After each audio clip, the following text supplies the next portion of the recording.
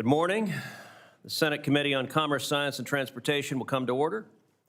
Today we will discuss NASA's progress, its challenges, and the path forward on the first comprehensive NASA authorization bill since 2017. When I was chairman of this committee's space subcommittee, Senator Bill Nelson and I worked together on several pieces of space legislation that were signed into law by both Presidents Obama and President Trump. Continuing that bipartisan tradition, this past March, my colleagues and I together introduced a short-term NASA authorization bill. All of these efforts reveal an important truth, which is this: there exists a strong bipartisan consensus in Congress for backing the critical mission of NASA. When it comes to the final frontier, we're not Republicans or Democrats. Rather, we are Americans first. And all of us know that for our nation to continue doing incredible things in space, we must rely on and empower NASA's ingenuity and determination. NASA has always been one of America's greatest engines of innovation. From Apollo to Artemis, from the space shuttle to the International Space Station, our space program reflects the very best of American leadership. I look forward to continuing that tradition by working and enacting into law a longer-term reauthorization of NASA with my colleagues. This is a pivotal moment for our nation's space program. America must maintain leadership in low Earth orbit, while also embarking on a new era of exploration with Artemis. Make no mistake, we are in a new space race with China. And if we fail, there will be a bad moon on the rise. China has made no secrets of its goals. It is investing heavily in space capabilities, maintaining a permanent presence in low Earth orbit, and working to plant its flag on the moon by 2030. The stakes could not be higher. Space is no longer reserved simply for peaceful exploration.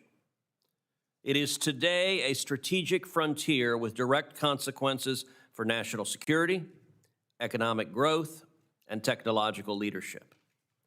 If our adversaries achieve dominant space capabilities, it would pose a profound risk to America. This is not just about exploration. The choices we make today will determine whether the United States leads in space or cedes space to an authoritarian regime. That is why continuity in NASA's programs is not simply good practice. It is a matter of national security. Any drastic changes in NASA's architecture at this stage threaten United States leadership in space. Delays or disruptions only serve our competitors' interests. Congress has spoken clearly on this matter. In the One Big Beautiful Bill, which I was proud to champion, we reaffirmed strong support for NASA's exploration programs. At a time when some have sought to prematurely dismantle the International Space Station, despite China's presence in low Earth orbit, Congress provided ample funding to continue the safe operations of the ISS, as well as to provide an on-ramp for follow-on commercial stations. And Congress also provided the funds necessary to sustain a presence on the moon.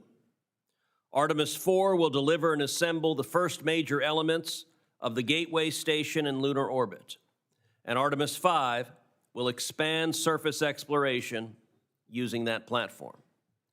These missions rely on the Space Launch System and Orion capsule to reach the moon and to reach the Gateway Station. It would be folly to cut short these missions after much of the hardware has already been purchased and in some cases delivered and with no commercial alternative readily available.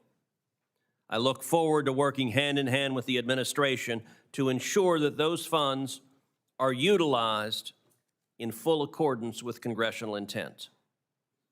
We have seen overwhelming support for maintaining these programs from senators, Republicans, and Democrats alike. Congress supports NASA's exploration goals, and we do not want sudden or disruptive changes that undermine America's leadership. NASA is more than just a symbol of national pride. It is a strategic capability that advances our economy, security, and values. The milestones ahead: maintaining continuous human presence in low Earth orbit, returning American astronauts to the moon, landing the first female astronaut in history on the surface of the moon. As the father of daughters, that is particularly near and dear to my heart, and preparing for human missions to Mars. These are not just scientific achievements. They are fundamental to America's role in as the world's leading spacefaring nation. America must remain the world's leader in space. With steady leadership and clear direction, I'm confident that we will. I now turn to Ranking Member Cantwell. Thank you, Mr. Chairman, and I'm glad to join you today in this fight to say we must maintain our focus on returning to the moon. It's good to see the witnesses here, Mr. Cutler, Mr. Gold, Mr. Bridenstine, and Lieutenant General Shaw, but also want to recognize Bill Nye, also a Northwest Planetary Society individual who is here today as well. I look forward to all your testimony. Today, we're here in a race with China to return to the moon and stay there. Beating China back to the moon isn't just about bragging rights, and it's certainly not just about grabbing headlines. But today, it's clear that President Xi, President Putin, and Prime Minister Modi are all in China having a big national security and strategic discussion that could easily include space and defense and security and defense implications. No surprise, actually, that Kim Jong-un is also there. Let's just take for a consideration that he would like to figure out how to improve his rocket technology with more accuracy, more distance, more tracking.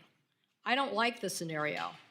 The strategic value of maintaining our position to live and work in space is critical. It's critical to our future economic and national security. Returning to the moon requires us to push the limits of technology to find the solutions that we can solve and maintain our national defense and innovation economy. All you have to do is look back to the 1960s and look at the development of technologies that created an ecosystem within the United States of America that led to discoveries and innovations that we're still now counting on today. So we must not waver in this important mission of technology and national security defense. I believe each of the witnesses will tell us something about this today and why the consequences of failing to achieve this goal will be monumental. We know we need to go back to the moon, and we know we need to do there before China establishes a permanent presence. I want to hear, importantly, about the expertise these individuals think that we must pull together so that we won't fall short of this goal. It's clear in some of your testimony, you're already articulating the strategic advantage China has of being so uniform on their government structure. We, on the other hand, are trying to work both within the government and within the commercial sector on a partnership that allows all of us to creatively work together and move forward. That is why, Lieutenant General Shaw, I found your statement in your testimony quite compelling. Quote, "I believe if we do not unify and synchronize our efforts, we will find ourselves, rather than the space leaders we are today, instead in a position of increasing disadvantage in space as we progress further into this century," end quote. I don't want to see that reality either. I want us to explore how to get the most out of NASA's commercial partnership and determine if sufficient redundancy in the provisions of commercial space are there to ensure that.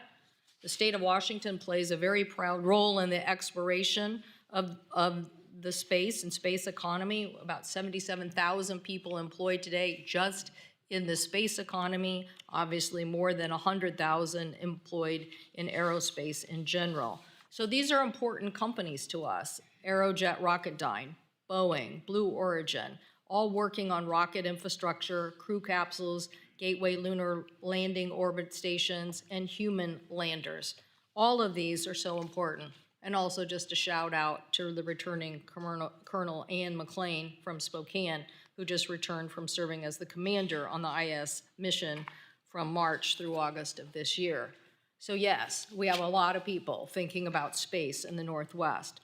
So I am concerned about the current plan and what we are doing to make sure that we continue to push forward. I would love to see the continued focus on dual landers, given how important they are going to be for the future. It's not just one time, it's many times. This is an operation where we're going to continue to return and be an operational system. So I want to make sure that we have the best. I want to make sure that NASA has backup plans that takes advantage and ensures that the already delayed mission does not slip any further. I don't know that it takes a genius to figure out that while China may be projecting 2030 or some time period, there's nothing to say that they won't go sooner. There are people we talk to and trying to brief the press about this today who are betting that they are going to go sooner and that they are going to beat us. So we don't need another Sputnik moment. It's already happened. The only thing we have to do is make sure we in Congress get the budget right and support the Artemis mission. I appreciate everything the chair has done in putting money towards the Artemis mission, and I appreciate everything that we are doing collectively to assure that the administration spends it. But I also want to point out that, as Lieutenant General Shaw also says, this whole cislunar communication architecture, that is the space between the Earth and the Moon. That is what China would love to do. Go dominate the communication system between the space and the Moon. That's what they're already working on. We can't allow that to happen. We need to continue to move forward quickly, fastly with these investments because our national security and defense depends on it. I thank you, Mr. Chairman. I look forward to asking the witnesses more detailed questions about this, the President's budget, and why we need to make sure that we are funding this appropriate mission for the future, not just of our innovation, but also for our national security. Thank you. I thank the ranking member. I'd now like to introduce our witnesses for today. Each witness exemplifies essential elements of maintaining U.S. leadership in space. Our first witness is Mr. Alan Cutler, President and Chief Executive Officer of the Coalition for Deep Space Exploration, a national organization comprising more than 50 space industry businesses and stakeholders dedicated to ensuring that the U.S. remains the leader in space exploration. Our second witness is Mr. Michael Gold, President of Civil and International Space for Redwire, where he leads a variety of commercial space activities. Prior to Redwire, he served as NASA's Associate Administrator for Space Policy and Partnerships, where he directed the development and implementation of the Artemis Accords and the negotiations for the Lunar Gateway. Our third witness is a good friend, the Honorable Jim Bridenstine, Managing Partner of the Artemis Group. He previously served as the 13th Administrator of NASA. Under Mr. Bridenstine's strong leadership, NASA launched the Artemis program to explore the Moon and to prepare for missions to Mars. And our final witness is Lieutenant General John Shaw, the former Deputy Commander of the U.S. Space Command, where he was responsible for conducting operations in, from, and to space to deter conflict. Mr. Cutler, you are recognized for 5 minutes. Thank you. Chairman Cruz, Ranking Member Cantwell, members of the committee. Thank you for the invitation to testify today and for your consistent bipartisan support of NASA. That support has been critical to advancing our mission to return American astronauts to the Moon and building a sustained presence there. The most recent example of this support is the funding of NASA in the Budget Reconciliation Bill that supports facilities and activities from Earth to Mars, including funds for the Artemis 4 and Artemis 5 missions. Artemis is more than a space program. It is a statement of American leadership to the rest of the world. It ensures that the United States, not our competitors or adversaries, sets the rules for lunar exploration and resource utilization. Without a successful Artemis program, we risk ceding the moon to China, a nation working diligently to land before we return and looking to establish control over key lunar regions and resources. Their intent is clear, their progress is real, and time is not on our side. This is a race that the United States cannot afford to lose. China's capabilities in space cannot be underestimated. Whether in their activities orbiting Earth or its ambitious lunar program, China's persistence in achieving its national goals in space underscores its unfaltering intent to be the leader in space. Recent progress by China includes a successful static fire test of the Long March 10 rocket, as well as successful early lunar lander tests to determine its capabilities. The United States still retains advantages with the Space Launch System, Orion, Gateway development, and exploration ground systems processing, but appears to trail China for the critical final leg in space to the moon's surface, the development of a lander. Let me be very clear. The country that lands astronauts on the moon next shapes the rules of engagement in space for decades to come. The current Artemis program is making strong progress, but we need every element to execute its role. The technical challenges that need to be overcome to land on the lunar surface cannot be ignored, and Congress must keep a watchful eye on how that effort progresses if we are to win. Artemis 2 is preparing for its crewed launch next year, but the work does not stop there. There is mission hardware being built today from Artemis 3 through Artemis 9. Factories are running, hardware is being manufactured, and thousands of Americans across the country are at work to make this campaign successful. Additionally, the United States is leading a growing coalition of 56 partner nations under the Artemis Accords, a global community initiated under President Trump's first term, focused on supporting a set of principles for peaceful, sustainable, and cooperative space exploration. The rewards of advancing our lunar program extend beyond beating China. Artemis is an economic engine here at home. For every dollar invested in Artemis, $3 flow back into our economy, supporting advanced manufacturing, creating high-quality jobs, and driving innovation that benefits Americans in their daily lives. Supporting Artemis to beat China creates stronger communities, a stronger industrial base, and a stronger America. This race is not just about the moon. It is about economic growth, global competitiveness, and national security. Congress can strengthen our national capabilities with a robust NASA authorization bill to reaffirm our commitment to the current plan and make improvements where necessary. It should continue the direction for lunar exploration found in the President's Space Policy Directive 1, which calls for the United States to lead the return of humans to the moon for long-term exploration and utilization, followed by human missions to Mars. A multi-year authorization bill with these elements will provide the long-term certainty needed to keep NASA focused and our workforce, our partners, and our allies aligned. Great strides are being made from lessons learned after the Artemis 1 mission, and even greater efficiencies and cost reductions could be realized by cutting unnecessary requirements that are not safety critical, requiring a plan for a phased approach to commercial services for future Artemis missions to further drive down costs, and ensuring that decision-making at NASA centers and industry sites is available when the work is happening, increasing efficiency. These steps will make Artemis more agile, more sustainable, while keeping the United States on track. But passing a bill on its own will not be sufficient. Congress must hold NASA accountable for implementing the laws Congress enacts. Mr. Chairman and members of the committee, the progress we have made is invaluable. The investments you have supported are paying off. The industrial base is ready and capable, and the Artemis generation is being inspired. If we lose momentum now, that progress will not be easily regained. But when successful, Artemis will deliver historic achievements that secure America's leadership for generations. With your continued support, Artemis will secure a place on the moon before China, strengthen our economy here at home, and keep America strong. Thank you for your time, your attention, and for your commitment to Artemis, NASA, and America's leadership in space. Thank you. Mr. Gold, you're recognized. Thank you, Chairman Cruz, Ranking Member Cantwell, and distinguished members of this committee. I'm grateful to all of you, as well as your intrepid staff, for the opportunity to testify. But I am even more grateful for the work this committee has done to support American leadership in space via the One Big Beautiful Bill Act. Also, I would be remiss if I didn't thank Senator Cruz in particular for your leadership. Senator Cruz and I both share a strong affinity for Star Trek, and the highest compliment I can pay the chairman is that he is the Captain Kirk of the Senate. Thank you, Senator. Your I'm so time is great- extended to 10 minutes. Mr. can live Chairman, long I think that could be a new nickname in the Senate here. Well said, Mr. Spock. Well, with your leadership, we'll live long and prosper. And I'm so grateful that while others sat down, Senator Cruz, Senator Cantwell, and all of you have chosen to stand up and to fight for this nation's future in space.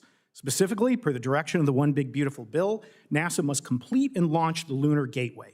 Just last month, along with NASA officials and representatives from all of our international partners, I watched the successful deployment test of Redwire's massive rollout solar arrays for the Gateway's power and propulsion element.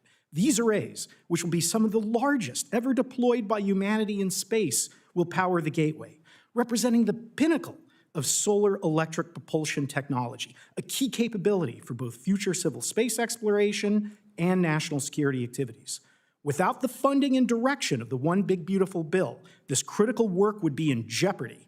And I'm sure China would like nothing more than for the U.S. to abandon its lead in solar electric propulsion and to lose the benefits of Gateway in orbit and on the lunar surface. With Gateway and full commercial logistics services, the Artemis program can support lunar surface operations for 60 to 90 days, enabling robust activities and transforming the dream of lunar resource extraction and utilization into reality. Without Gateway, lunar surface activities will be limited to 5 to 7 days, dramatically curtailing the very nature of NASA operations. Additionally, while not a military facility, the presence of Gateway in cislunar space will provide a platform that will inherently allow America and its partners to monitor Chinese activities. A permanent spacecraft orbiting the moon will project American influence and power forward, discouraging illicit Chinese operations that may otherwise occur in the shadows. Moreover, Gateway is critical for projecting American power not only in space, but here on Earth. Over 60% of the Gateway's costs are being borne by our international partners, representing billions that have already been spent building hardware. Turning away from Gateway now would squander this unprecedented global investment in Artemis and force our international allies to seek partnerships with America's geopolitical rivals. Conversely, if NASA reaffirms its commitment to Gateway, we can unlock billions of dollars of additional international investments, creating even more robust capabilities for Artemis, along with a windfall for the American taxpayer. The combined Gateway PPE and Halo modules can be completed and launched in 2027, a mere 2 years from now.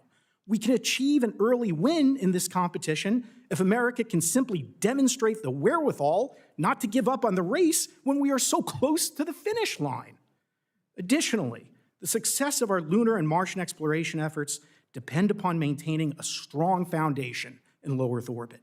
The technologies, experience, and partnerships that occur in LEO drives the capabilities of our entire space enterprise. For example, at Redwire, using our biofabrication facility on the International Space Station, we have printed the first ever human meniscus in space. Who doesn't need a meniscus? We follow this up with printing live cardiovascular tissue and bringing it back, still live. Eventually, we could print whole organs in space, and that would save countless lives. We're also at Redwire making even more progress in drug development with our pillbox system that has now flown 32 times on the International Space Station. We've demonstrated how larger and more uniform seed crystals can be grown in space, leading to the development of enhanced pharmaceuticals with better efficacy, longevity, and fewer side effects. There is no question in my mind that microgravity manufacturing will transform the pharmaceutical and biotech fields. The only question is, will those benefits be enjoyed in China or here in the United States? Without the funding of the One Big Beautiful Bill Act and explicit action by NASA within the next few months, we run the risk of reducing the number of American astronauts on the ISS from 4 to 3 and then down to 2. If this committee's directives are not followed, for the first time in history, there will be more Chinese astronauts in space than Americans. This should be unacceptable. Unacceptable to Congress, unacceptable to NASA, and unacceptable to this nation. Again, I'm grateful to this committee for the support of Artemis, the ISS, and NASA science. Together, we must speak out with one unified voice that we will not cede LEO, our international partnerships, and the moon to the tender mercies of the Chinese Communist Party. I urge us, all of us here today and listening online, to fight. Fight for the ISS, fight for Artemis, and fight for America's future in space. Thank you, Mr. Gold. Mr. Bridenside. Thank you, Chairman Cruz, Ranking Member Cantwell, members of the committee. It's an honor to be here. After hearing Mike Gold's testimony, I want to comment on a few things in my 5 minutes. Number one, everything he said about medicine and microgravity is correct. We are seeing transformational capabilities in pharmaceuticals because atoms and molecules organize differently in microgravity than they do here on Earth. There are drugs that we are demonstrating on the International Space Station that we can create that can do things like, we had a drug, a Merck drug, Keytruda, which is for lung cancer, and we were able to make that drug so that instead of trying to find out if within 2 or 3 months if it's going to be efficacious, you can find out within 2 to 3 weeks whether or not it's going to be efficacious. Instead of administering it with an infusion, which takes time and is painful and is costly, you can do it with a pill. These are and that's just one drug that is improved. We're talking about drugs to treat diseases that have never been treatable before. To piggyback on what Mike Gold just said, we are either going to have that capability in the United States because we have a permanent human presence in space with a fully mission-capable space station, or we're going to cede that to China. It is really that simple. Now, that's just on the pharmaceutical side. Then we also talk about regenerative medicine, where we're actually 3D printing tissue. Mike mentioned the meniscus, where we're growing in 3D tissue like cardiovascular tissue and vein tissue and other things.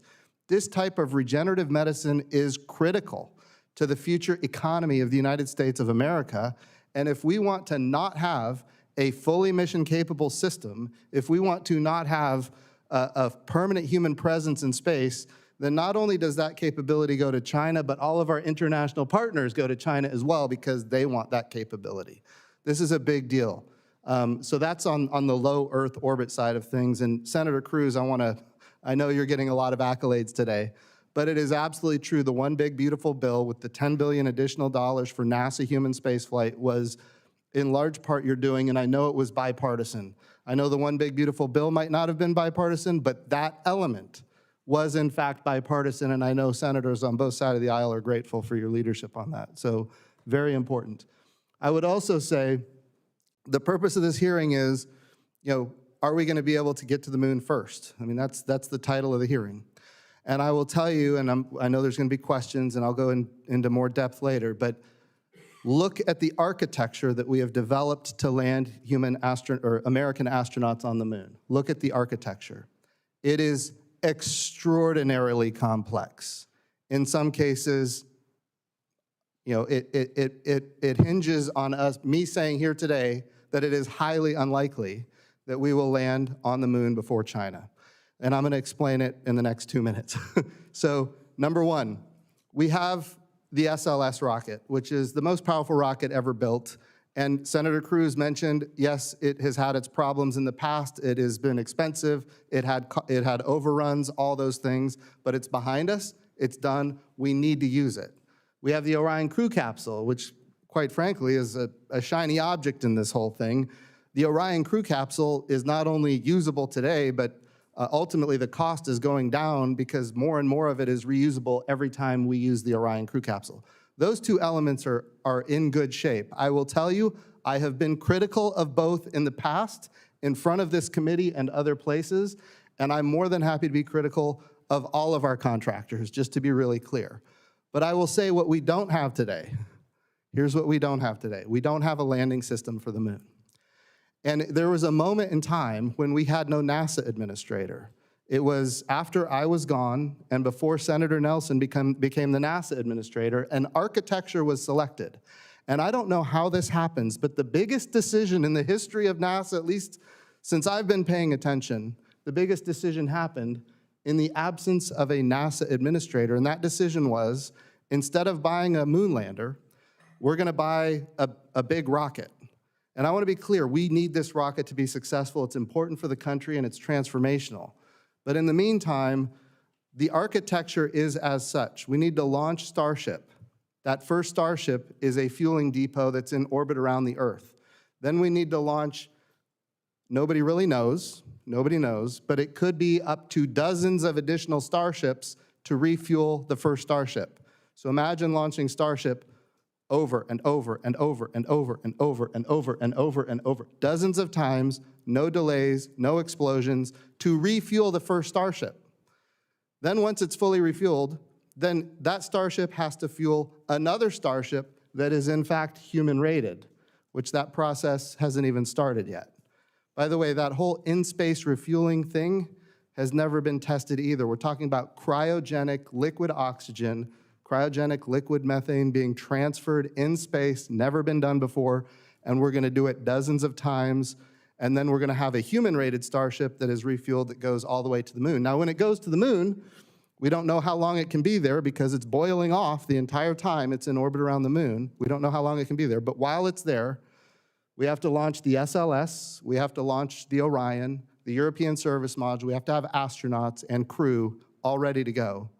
And they have to orbit the moon themselves in that window when Starship is around the moon, and then they have to dock around the moon. They have to transfer from the Orion into the Starship. It has to go down and land. When it's on the surface of the moon, Starship is gone, or Orion is gone for the next 7 days until it comes back around in near rectilinear halo orbit. So our astronauts are right now planning to be on the surface of the moon for a period of 7 days without any way home. This is an architecture that no NASA administrator that I'm aware of would have selected had they had the choice. But it was a decision that was made in the absence of a NASA administrator in the last administration. It's a problem, it needs to be solved, and that puts us as a nation at risk of not being the first on the moon. I should say the first next on the moon, because we did land in 1969 to 1972. And Chairman Cruz, I would like to compliment you. I've heard that you have said that we need to put it into law, that The Wrath of Khan is in fact the greatest Star Trek movie in history. And we are in agreement with that. So with that, I yield back the time that I took from the general. I thank the administrator. I will say I'm not sure we need to codify the Wrath of Khan any more than we need to codify gravity or that the sky is blue. There are some things that are indisputably true, and that would be one of them. General Shaw. Right, Chairman Cruz, or do I say Captain Cruz? Ranking Member Cantwell, and members of the committee, thanks for the opportunity today. And by the way, I'm also grateful to share the table with some amazing people here and look forward to our session and what they have to say today. It was the honor and time of my life to serve our great nation and lead our phenomenal warfighters for 33 years in uniform in our United States Air Force and United States Space Force. Throughout my military service, I also had the privilege to work closely with NASA, NOAA, and other governmental civil organizations across many endeavors. But I'm also grateful to have had the opportunity the last 2 years since my departure from uniformed service to work with and in the commercial side of our nation's space business. It's given me a fresh and broader perspective on how to both envision and realize our nation's future in space in totality, and how to bring to bear our combined national strengths to best thwart China in the years to come in this crucial arena. My bottom line up front for the committee today is that I am an advocate for and a champion of a unified grand space strategy for our nation, for the Earth-Moon system and beyond. Yet such a grand strategy, which would unify and synergize our national efforts across civil, commercial, and national security activities in pursuit of common goals, opportunities, and capabilities, does not currently exist. And I believe our mission to return Americans to the moon can be a powerful and a central driver, as well as a beneficiary of such a strategy. During my military career, I watched and studied, as any good soldier would of a potential adversary, as China slowly but surely developed and deployed its own civilian and military space capabilities and set its own agenda for space achievements. It is clear to me that the Chinese Communist Party is already employing its own integrated grand strategy for the Earth-Moon system, with only superficial distinction between civil, commercial, and national security activities, and all focused on a common purpose.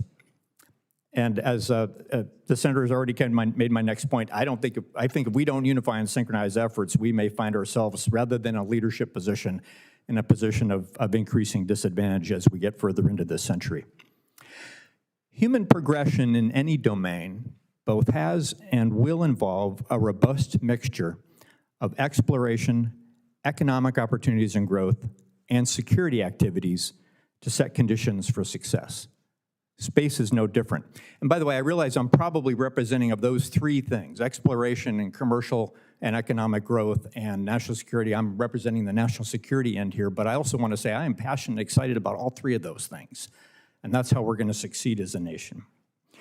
A notional example for a grand space strategy, objective, would be to set the conditions, standards, and proper incentives for the establishment of an orbital and lunar logistics infrastructure, one that would enable increased capabilities and performance for space activities of all kinds throughout the Earth-Moon system. Such an infrastructure would include on-orbit manufacturing, assembly, refueling, replenishment, and other forms of servicing. We already know that we will need such an infrastructure to sustain human presence on the moon, solely from just the exploration approach. But such an infrastructure could also and will benefit dynamic space operations for national security platforms as well as for commercial endeavors.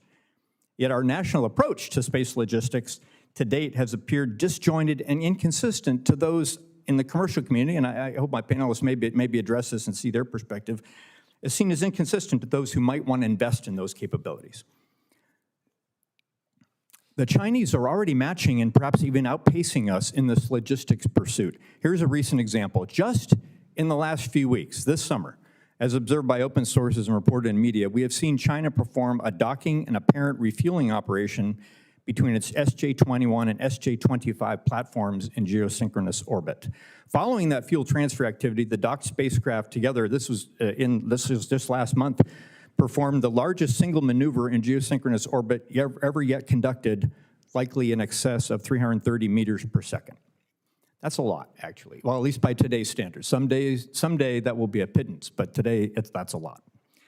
Other examples of area where I believe we can move faster and more effectively under a unified strategy include cislunar space domain awareness and a cislunar communications architecture, both, again, necessary for sustained human presence on the moon. I'm also supportive of swiftly developing nuclear fusion power solutions in space, which are compelling to sustain operations on the lunar surface, but could also better enable national security activities, such as in the form of nuclear propulsion, and could unlock new commercial opportunities and benefits as well. I will point out that China is developing or has already fielded capabilities in each of these example areas: cislunar domain awareness, cislunar communications, and space nuclear power. The challenges are great, the matter is urgent, but I'm optimistic we can indeed, via a unified grand strategy for space, thwart China's ambitions and continue the United States' leadership in this ultimate high ground. In the words of a different Star Trek captain, let's engage and make it so. I look forward to your questions. Thank you to each of you. Mr. Bridenstine, let's start with China, a topic you addressed at some considerable length. China is on an aggressive timeline to put astronauts on the lunar surface by 2030, and they appear on track to do so.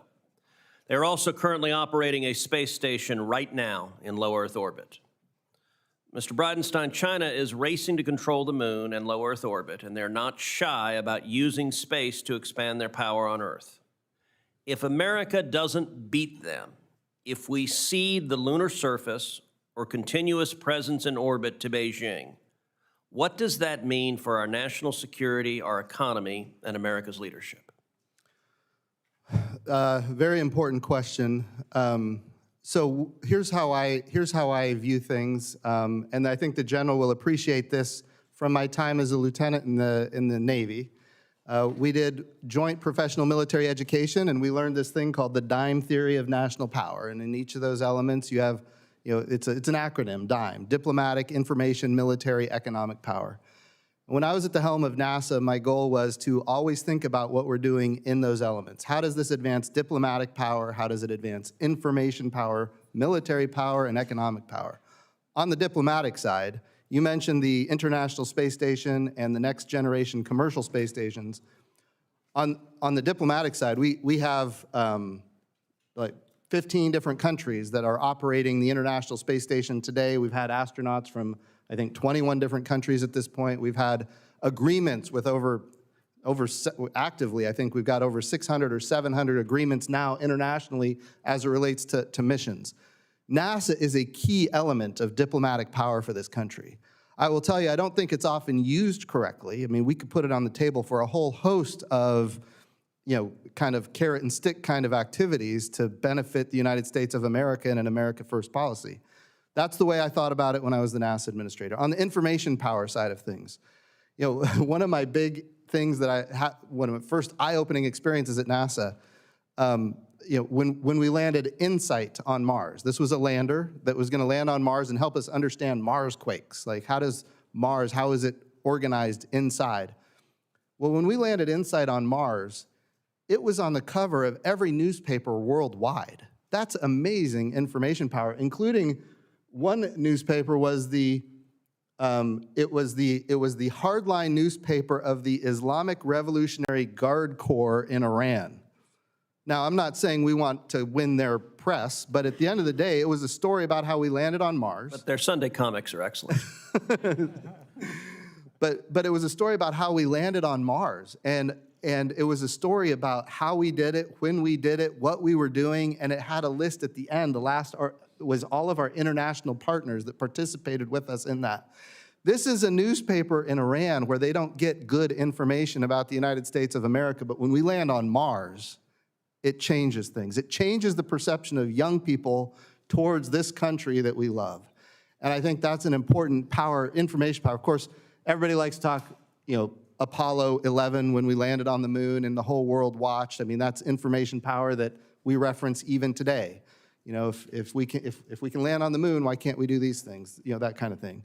On the military side, NASA is not strong. We don't play military. We don't report to the Secretary of Defense. But a lot of our technologies and capabilities, in fact, have dual use capability. One thing that concerns me greatly right now is the devastating consequences happening to the Jet Propulsion Laboratory out in California, JPL. They're the ones that build all the Mars landers. They're the ones that have landed on Mars 9 times in history.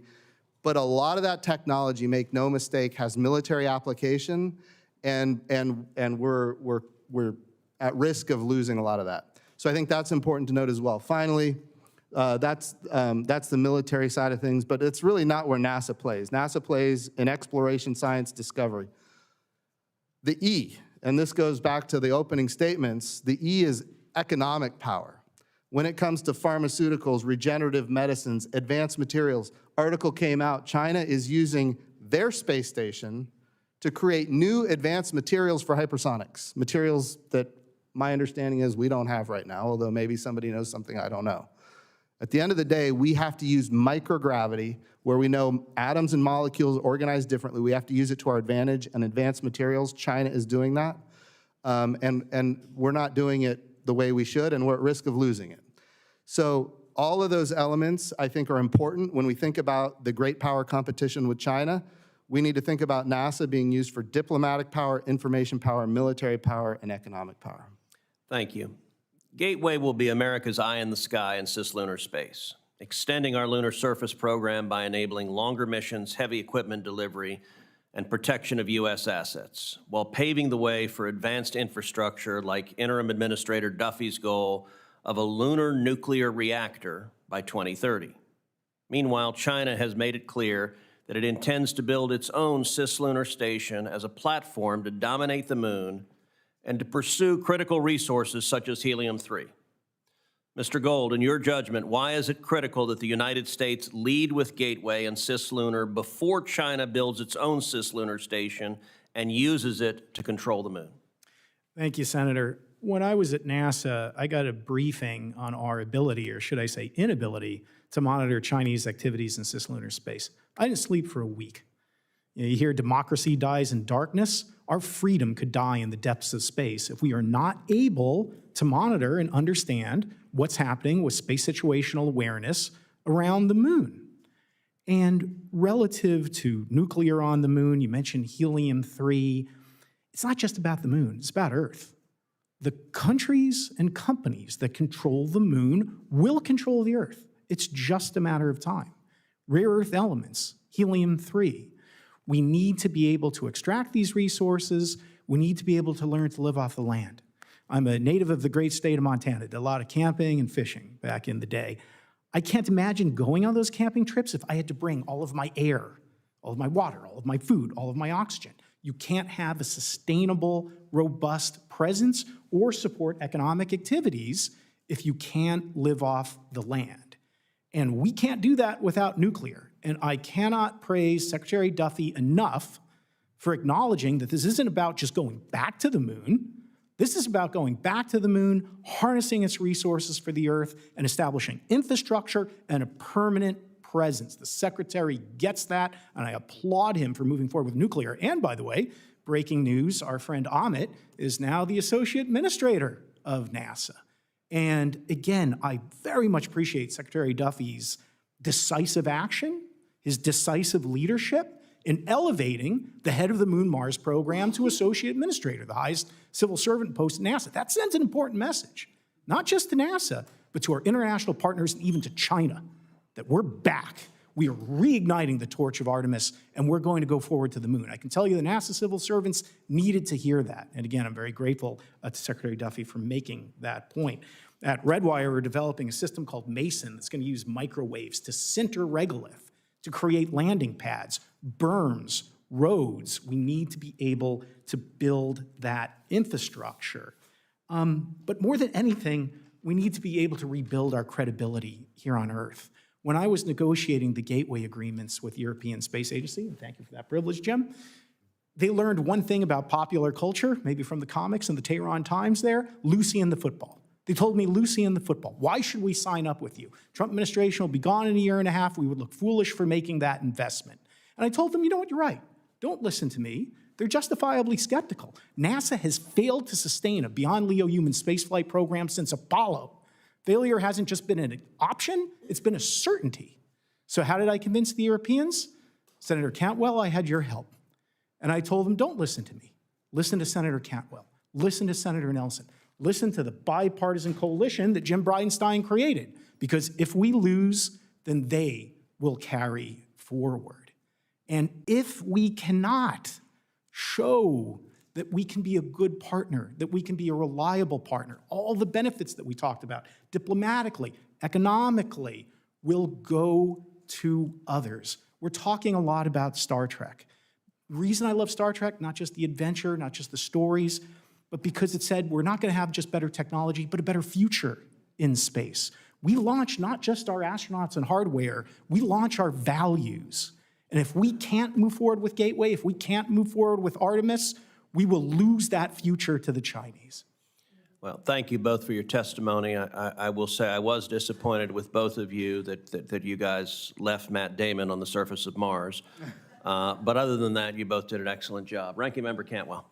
Thank you, Mr. Chairman, and thank you all for illuminating this issue of why we need a grand strategy. I think it's a good terminology that equates to the notion that the time is here to think bigger about the implementation of all the things. It reminds me, sitting here, how a colleague once said to me, you know, your state should be called Jefferson.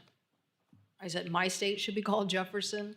He said, yes, it was President Jefferson who basically made the big decision to send Lewis and Clark at a critical moment in our country's history to go all the way across the United States to try to find if there was a faster path and lay claim to the Pacific Northwest, because other people were already there, obviously by ship. And the President, Jefferson, saw the importance of America's expansion all the way to the Pacific coast. So anyway, we're still proud we're called Washington, but it brings up this point about the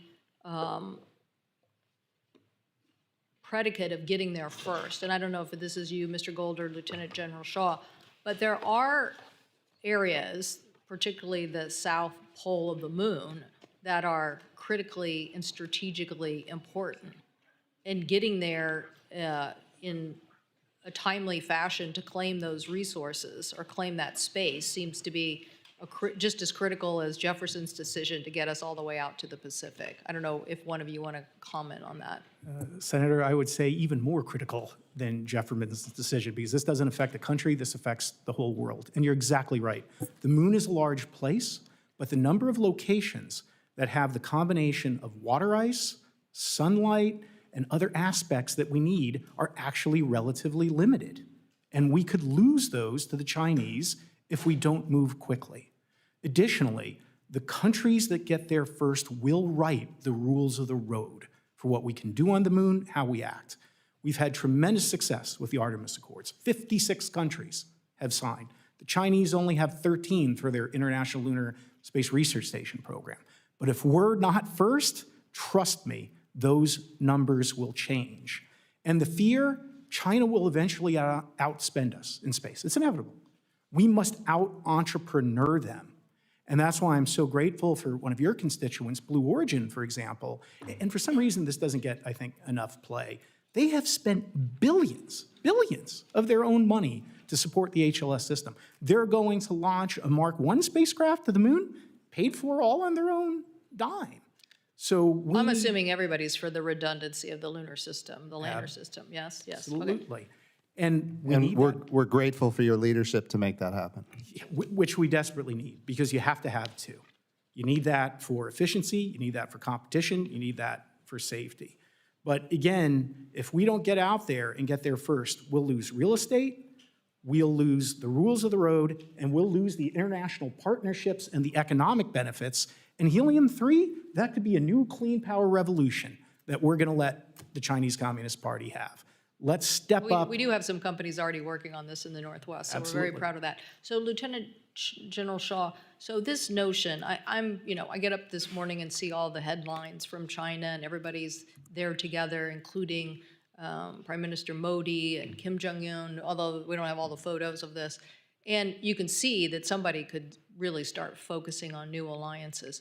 What is it about the grand strategy that is so critical for us to implement from a military perspective?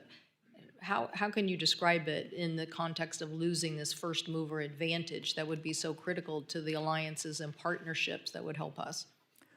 Senator, I think, as some of the other panelists have said, this Earth-Moon system, these opportunities on the moon, are not just for exploration alone. In any more that the Lewis and Clark expeditions were just to, oh, I wonder what's out there. No, they were about to understand the environment, to scope it for economic growth, and of course there were security issues along the way. I'd point out that Clark was a lieutenant in the U.S. Army and representing, but there to provide security and understanding of what our borders and frontiers were. And so we need to approach the moon the same way, that it's all of these pieces, all of the dime that Honorable Bridenstine mentioned.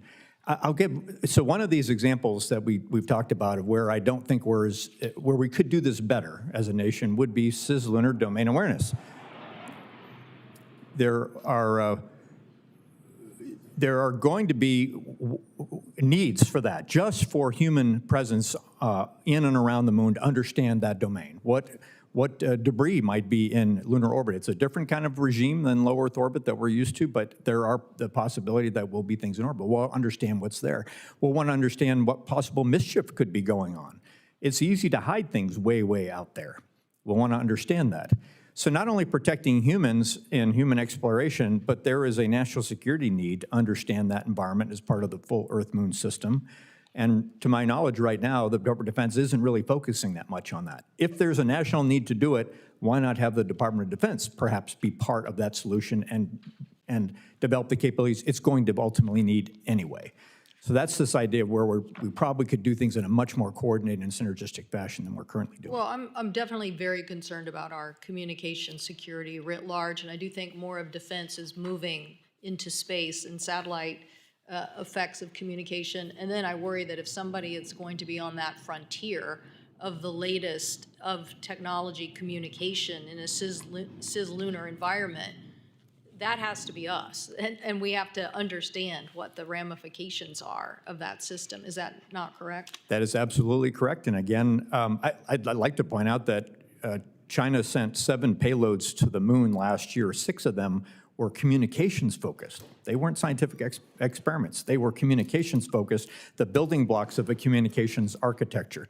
So they're already demonstrating the fact they are trying to build that infrastructure that I talked about before. And do you have any idea of what that infrastructure could do that would be a military concern? The term dual use has already been brought up by the panel. Any capability that could be used for scientific or exploration or even economic purposes invariably is going to have some sort of national security use to it of some kind.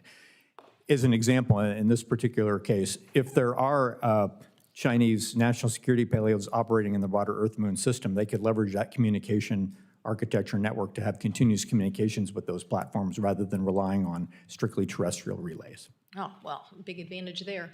Thank you, Mr. Chairman. Senator Cantwell, thank you. Senator Fisher. Thank you, Mr. Chairman. Thank you, General, for your comments about defense. I chair the Subcommittee on Strategic Forces on Armed Services, and we've had numerous discussions on that since we have jurisdiction over space as a warfighting domain. So I appreciated your comments. You guys are really good storytellers. I have a short amount of time here, so I'd like specific answers. I need to leave for another hearing, and there's some things I'd like to get through. So, Mr. Gold, I'm not picking on you first, but Mr. Gold, should China be the first to establish a permanent presence on the moon, there would be serious consequences for Americans. You've spoken to that in the past, as had the administrator.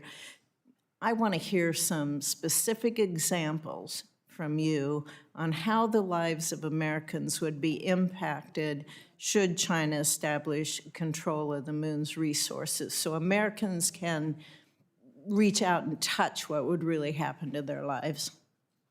The potential wealth of the moon is extraordinary and candidly even unknown at You're this. telling me a story. Well, let me put it this way. China lands on the moon. The next day, we see tremendous benefits to China geopolitically, where our allies turn to them not only for space exploration, but for national security agreements, for trade agreements. The meeting that's occurring now between China, India, and Russia that you're seeing today, if China lands on the moon first, that will deepen and strengthen those economic ties. China is very good at leveraging space to drive the dime assets that Jim Bridenstine and the General are talking about. If they get there first, we will see a global realignment that will impact our economy, our tax base, our ability to innovate, and our national security in terms of diplomacy and geopolitics that will affect security and many other aspects of our daily lives. Thank you very much. Administrator, while at NASA, you helped lead the Artemis Accords and establish that framework for the principles to guide civil space exploration. China has their own framework, the internal lunar research station that's there. Can you, first of all, speak to the importance of the Accords and then speak to the risk that that we would see with those principles if they start to erode, the risk we have there for future deep space exploration, since China then would establish that permanent presence on the moon? Excellent question. A couple of things that I think are important to note. You know, when we established the Artemis Accords, it was because, and this is important, so important. We went to an event where there was a lot of international players in the space domain, and we said, hey, we're thinking about creating a moon program. In fact, we are going to create a moon program. If you'd like to participate, come to a meeting. We had like 26 countries show up, and they were so enthusiastic about being part of the moon program. It was overwhelming. And so when that was over, I came back and I called Mike Gold and I said, look, we need to figure out a way to use this as a compelling way to get people to behave properly in space, because in many ways they don't. and so I actually got Mike Gold to come to NASA to run this effort called what he termed the Artemis Accords. And at the end of the day, what we have to have is rules. So if we're going to go extract resources from the moon, there have to be rules around that. And those rules, I think, are established in law and precedent when you think about international waters. Just because you extract tuna from the ocean doesn't mean you own the ocean, but you get to own the tuna.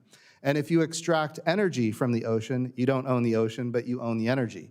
Those same principles should apply to the moon. If you extract platinum group metals, or what we call rare earth metals, or in this case, rare lunar metals, if you extract that from the moon and you apply your sweat and your equity and your effort to get those resources, you don't own the moon. The Outer Space Treaty says you can't appropriate the moon for national sovereignty. However, you can own the resources that you extract from the moon, and I think that's an important principle that we as Americans need to be leading the world on, and that's what the Artemis Accords were all about. And that's why I got Mike Gold to come lead that effort. Great, thank you. Also, Administrator, when we look at trying to remain competitive with China in deep space, there's going to be an increased demand for commercial launches. Do you assess that demand will outstrip existing launch capacity? And if so, what can be done in order to expand that capacity that we currently have? Oh my gosh, that's an important question and very challenging. The answer is yes, we're already over capacity. Our launch facilities are basically stretching and twisting and doing everything they can to put more launch capability into the same amount of space. A couple of things I think it's important to note. I want to be clear, the architecture for the Artemis program is strained, to say the least. I would also say that we need, in many cases, we need Starship to be successful for a whole host of capabilities. It's also true that if they do what they're setting out to do, there's going to be over 100 launches from Cape Canaveral and Kennedy Space Center per year from Starship. And in each one of those launches, that also means there's going to be testing, there's going to be landing, there's going to be a lot of different things happening. Each time that's going to end up shutting down those facilities. And it puts us in a position where we could end up with basically one launch provider if we don't figure out how to solve this problem. I do believe that over time, there's going to be other opportunities to launch from different locations. We're not there right now. When I'm talking about inland launch, from Oklahoma, we have a spaceport. Right now, we'd have to drop something on Kansas, and I know Senator Moran doesn't want us dropping anything on Kansas. So we don't want to do that. But I do think it's important that we try to find alternative solutions for launch, initially on the coasts, but eventually we're going to have to come to inland launch at some point. When you look at overall launch capacity and the impact that these heavy launch vehicles have on the existing infrastructure, I think, yes, we do have to be able to look beyond where we are now. And Space Force determines the launch pad allocations. So we have a tie-in there between these committees, each within their own jurisdiction, specific jurisdiction over different parts of what we're discussing here today. Thank you. Thank you. Sir Kim. Thank you all for coming on out here. Mr. Bridenstine, I'd love to just start with you. There's been a lot of conversation about the different national security implications, and I agree with that. As someone who worked in national security my whole career, it's important that we keep our foot on the gas. As I'm trying to explain to the people in my state of New Jersey what the benefit we get out of the space program, especially from a commercial aspect in terms of just implications to people's daily lives, our economy, how do we go about doing it? What's the best argument that you've come across? You raised some of the potential exploration benefits of microgravity, of biotech. I'd love for you to expound on this and really try to help us hit home to the American people the importance of this. Yes, sir. I would summarize it. There's a lot of ways to talk about it, but I would say the way we communicate. A lot of us use internet broadband from space. People here are familiar with DirecTV, Dish Network as well. The way we communicate now is highly dependent on space. Even our terrestrial wireless networks, our cell phones, are dependent on a timing signal that comes from GPS.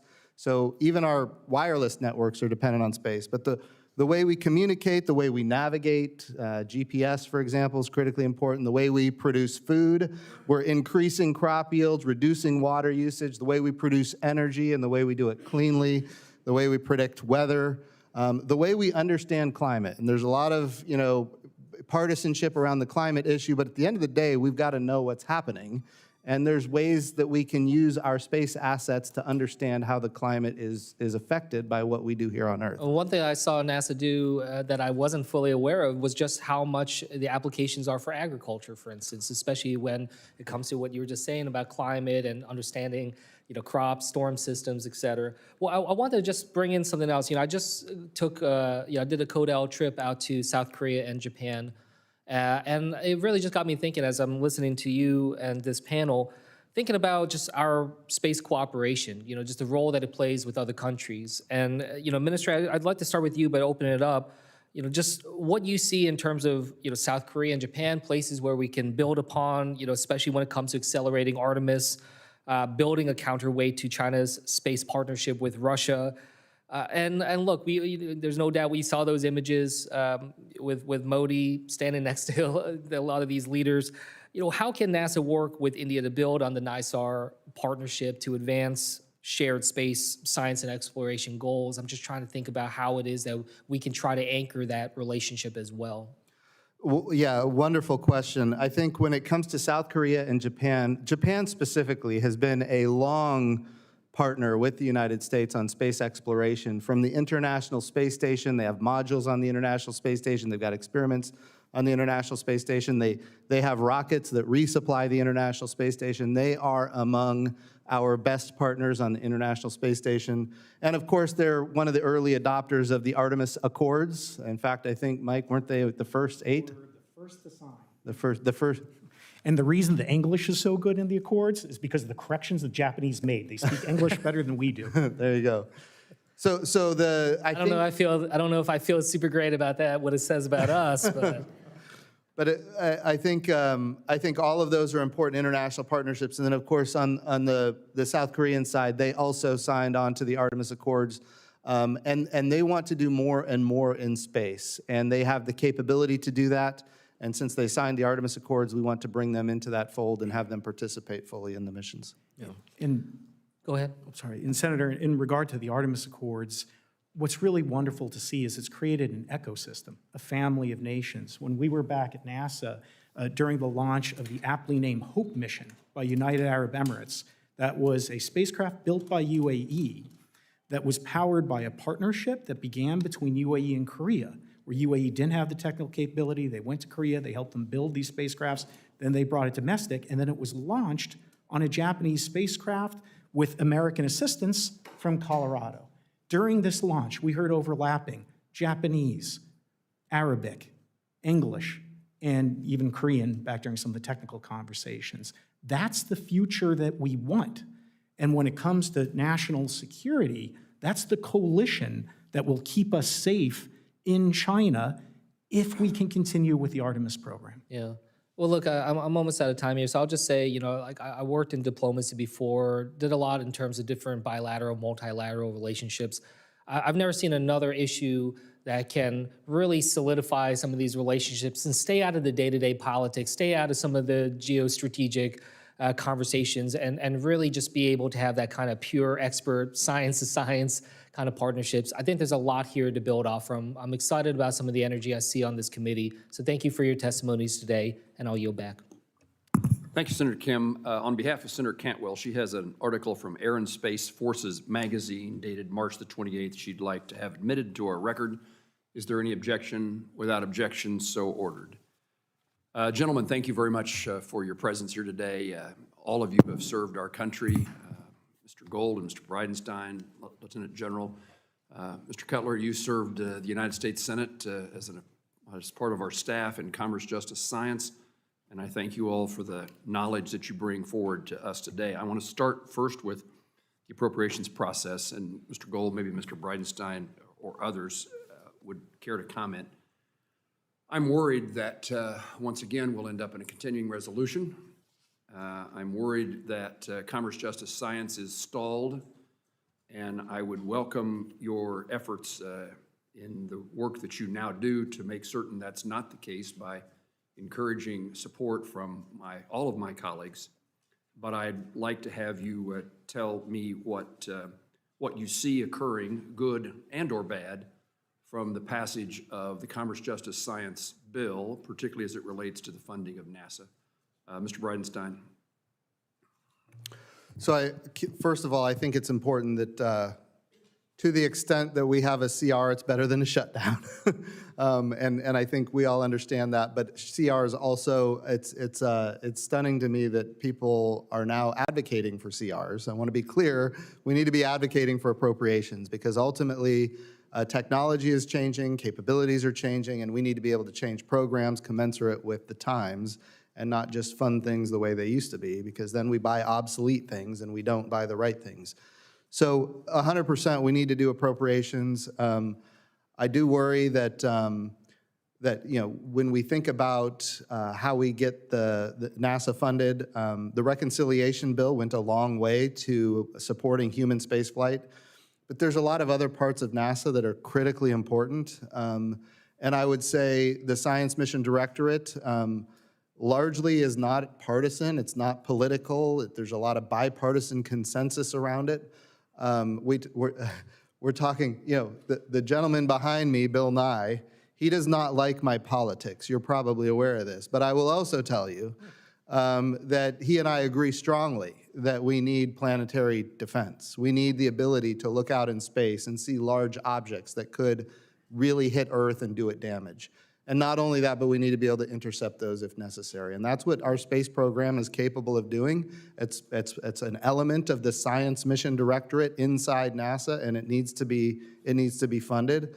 But all this capability largely comes from our ability to do planetary science. When we go to Mars, and we land on Mars, and we go to every planet in the solar system, these are unique capabilities that only this nation can and has done. Every planet in the solar system. And beyond that, we've got missions to the sun for heliophysics, and we've got astrophysics. I got beat up in this committee, Senator, a lot over the James Webb Space Telescope, probably because of this guy down here on the end, Mr. Cutler. But I will also tell you, that now that it's in space, everybody knows that it sets America apart from the rest of the world by 50 years when it comes to physics. Like, that's the impact, 50 years when it comes to physics. People say, well, why do we need to look at the stars anyway? There's a great story I like to tell about Einstein and his understanding of time-space continuum, which ultimately is critical for how we use GPS today. Basic science resulted in us understanding time and space in a way that we otherwise wouldn't, and it enables GPS to function. That's the type of science that we get from NASA, and that's the type of capability. James Webb, we're going to learn things about things like dark matter, and which I hate to even use that term because nobody really understands it or knows what it is, but dark energy and all these different capabilities, we're learning things that have never been discovered before, and it sets us apart. Thank you. A couple of observations. The Webb came close to being terminated for lack of progress, and the decision was made to continue. Thank you. And it seems well worth the difficulties that we went through. Secondly, I've not said this publicly, but I can intend to vote against a CR, which would mean a shutdown. And I've said this in previous years. We've gotten to the point in which it's easier. As long as it's easier to do a CR than it is to do appropriation bills, we apparently are not going to do them. And it is a mistake for this Congress to get in the habit of continuing resolutions, and unless there's a consequence, we're going to do them every year. So I think my hope is that I'll have colleagues who join me in the effort to make sure the appropriations process does not end its time early in this 2005 session. A couple of other things that I want to ask before I turn it over to my Democratic colleague, Mr. Lujan. Let me make sure, because a couple of my questions have now been answered, and you've talked so long, Mr. Bridenstine, that I've run out of time. Let me go to you, General Shaw. It happens.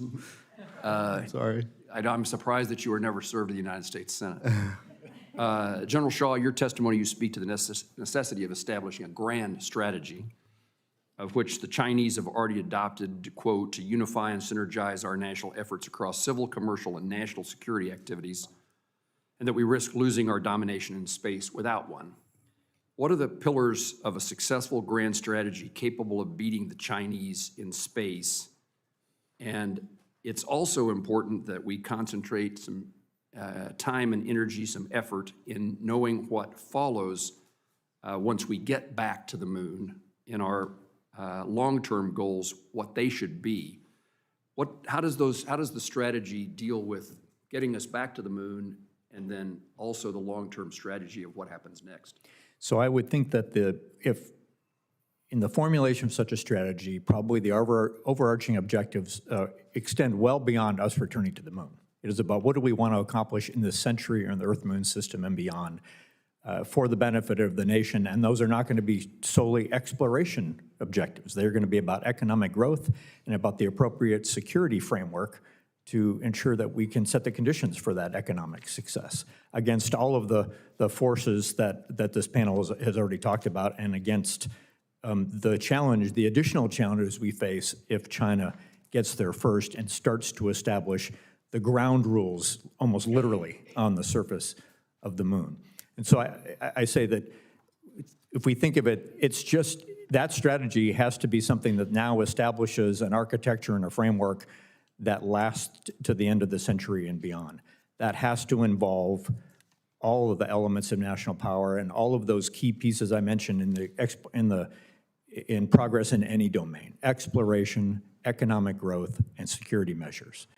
We don't really do that today with regard to space. We do it sometimes by accident, but it's never by design. And I would love to see us approach that from a national perspective by design. And then as you lay out the objectives and subjectives, and you now identify the ways and means to achieve those objectives, assigning those to the appropriate part of our nation, not necessarily our government, but maybe we rely on industry or commercial to help with some of those, or the scientific community to help with some of those objectives. I just lay out that framework for you, Senator, is something that doesn't really exist today that could help us. The Chinese do have that kind of framework. They have exactly that kind of framework. And that's what's enabling them to continue to meet their milestones and goals that they have put out. And by the way, they are amazingly consistent. They predict what they're going to do, they say what they're going to do, and then they do what they said they were going to do. We should actually use that to our advantage to really kind of understand how that's going to lay out. And so I hope I've answered your question, but that's how I would approach such a strategy, and looking at it long-term and how we can bring all of the nation to bear on that. General, I appreciate your answer, and I've run out of time, but in the meantime, while we develop that strategy that we should already have and we implement it and we follow it, I worry about what happens to our supply chain as we provide such uncertainty in today's world, the current problems. And that supply chain across the country is really the way that we do get back to the moon and the way that we continue our efforts. So a lot of long-term and short-term concerns. Senator Lujan, I recognize you. Oh, Senator Peters has joined us. Senator Peters. Thank you, Mr. Chairman. Mr. Cutler, thank you for being here today. Programs and contracts like those in the Artemis support thousands of jobs across the U.S. Manufacturing supply chain. I'm proud that Michigan is actually one of the top 10 states in aerospace manufacturing. It's home to over 600 aerospace-related companies, and we're looking to that to grow considerably in the years ahead. It's estimated that the Moon to Mars activities have generated over $20 billion of economic output nationwide.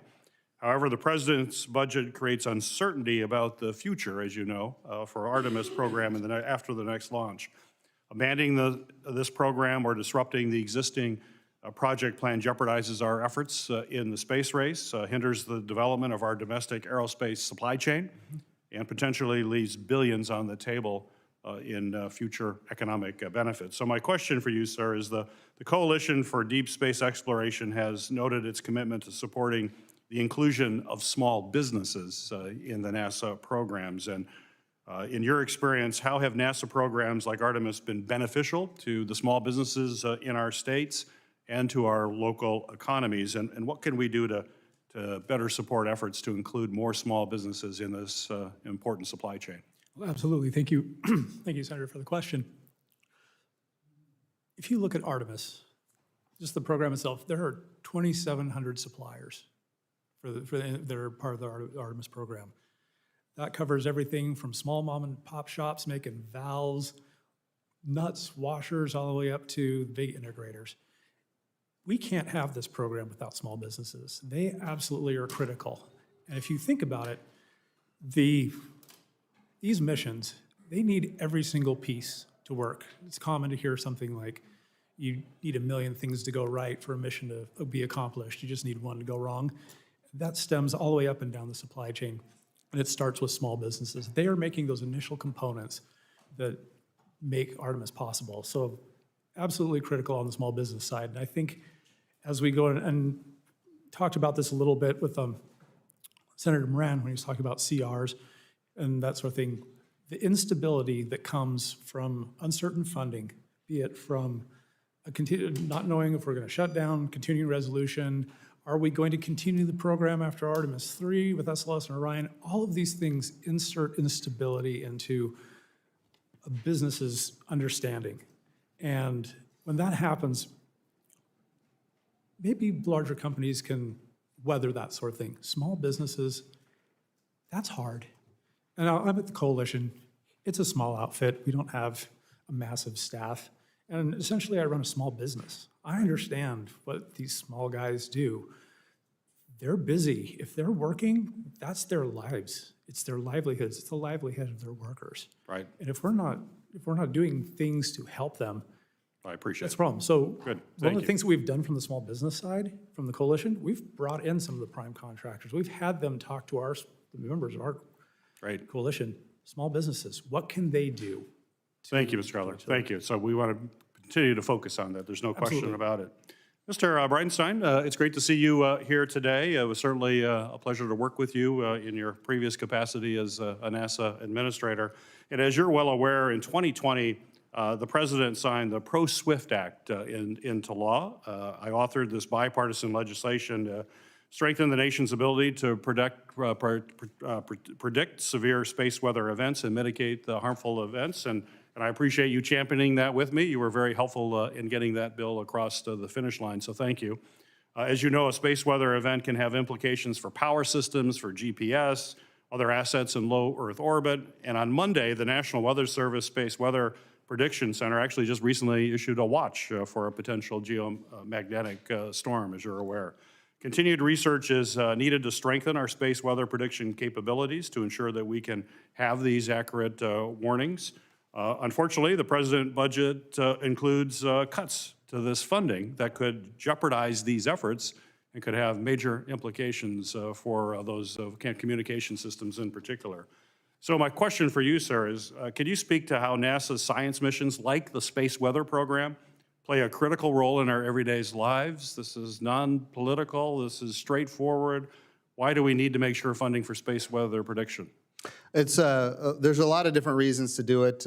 Just from a pure human spaceflight perspective, when we start putting NASA astronauts on the other side of the Van Allen radiation belt in orbit around the moon, on the surface of the moon, those astronauts are in jeopardy of things like a solar flare hitting them or a coronal mass ejection, which would be, of course, even more devastating. And all of that radiation environment the astronauts are exposed to would be devastating. In fact, if you go back to Apollo 11, Neil Armstrong and Buzz Aldrin narrowly missed being hit with a solar flare that could have been devastating for their lives.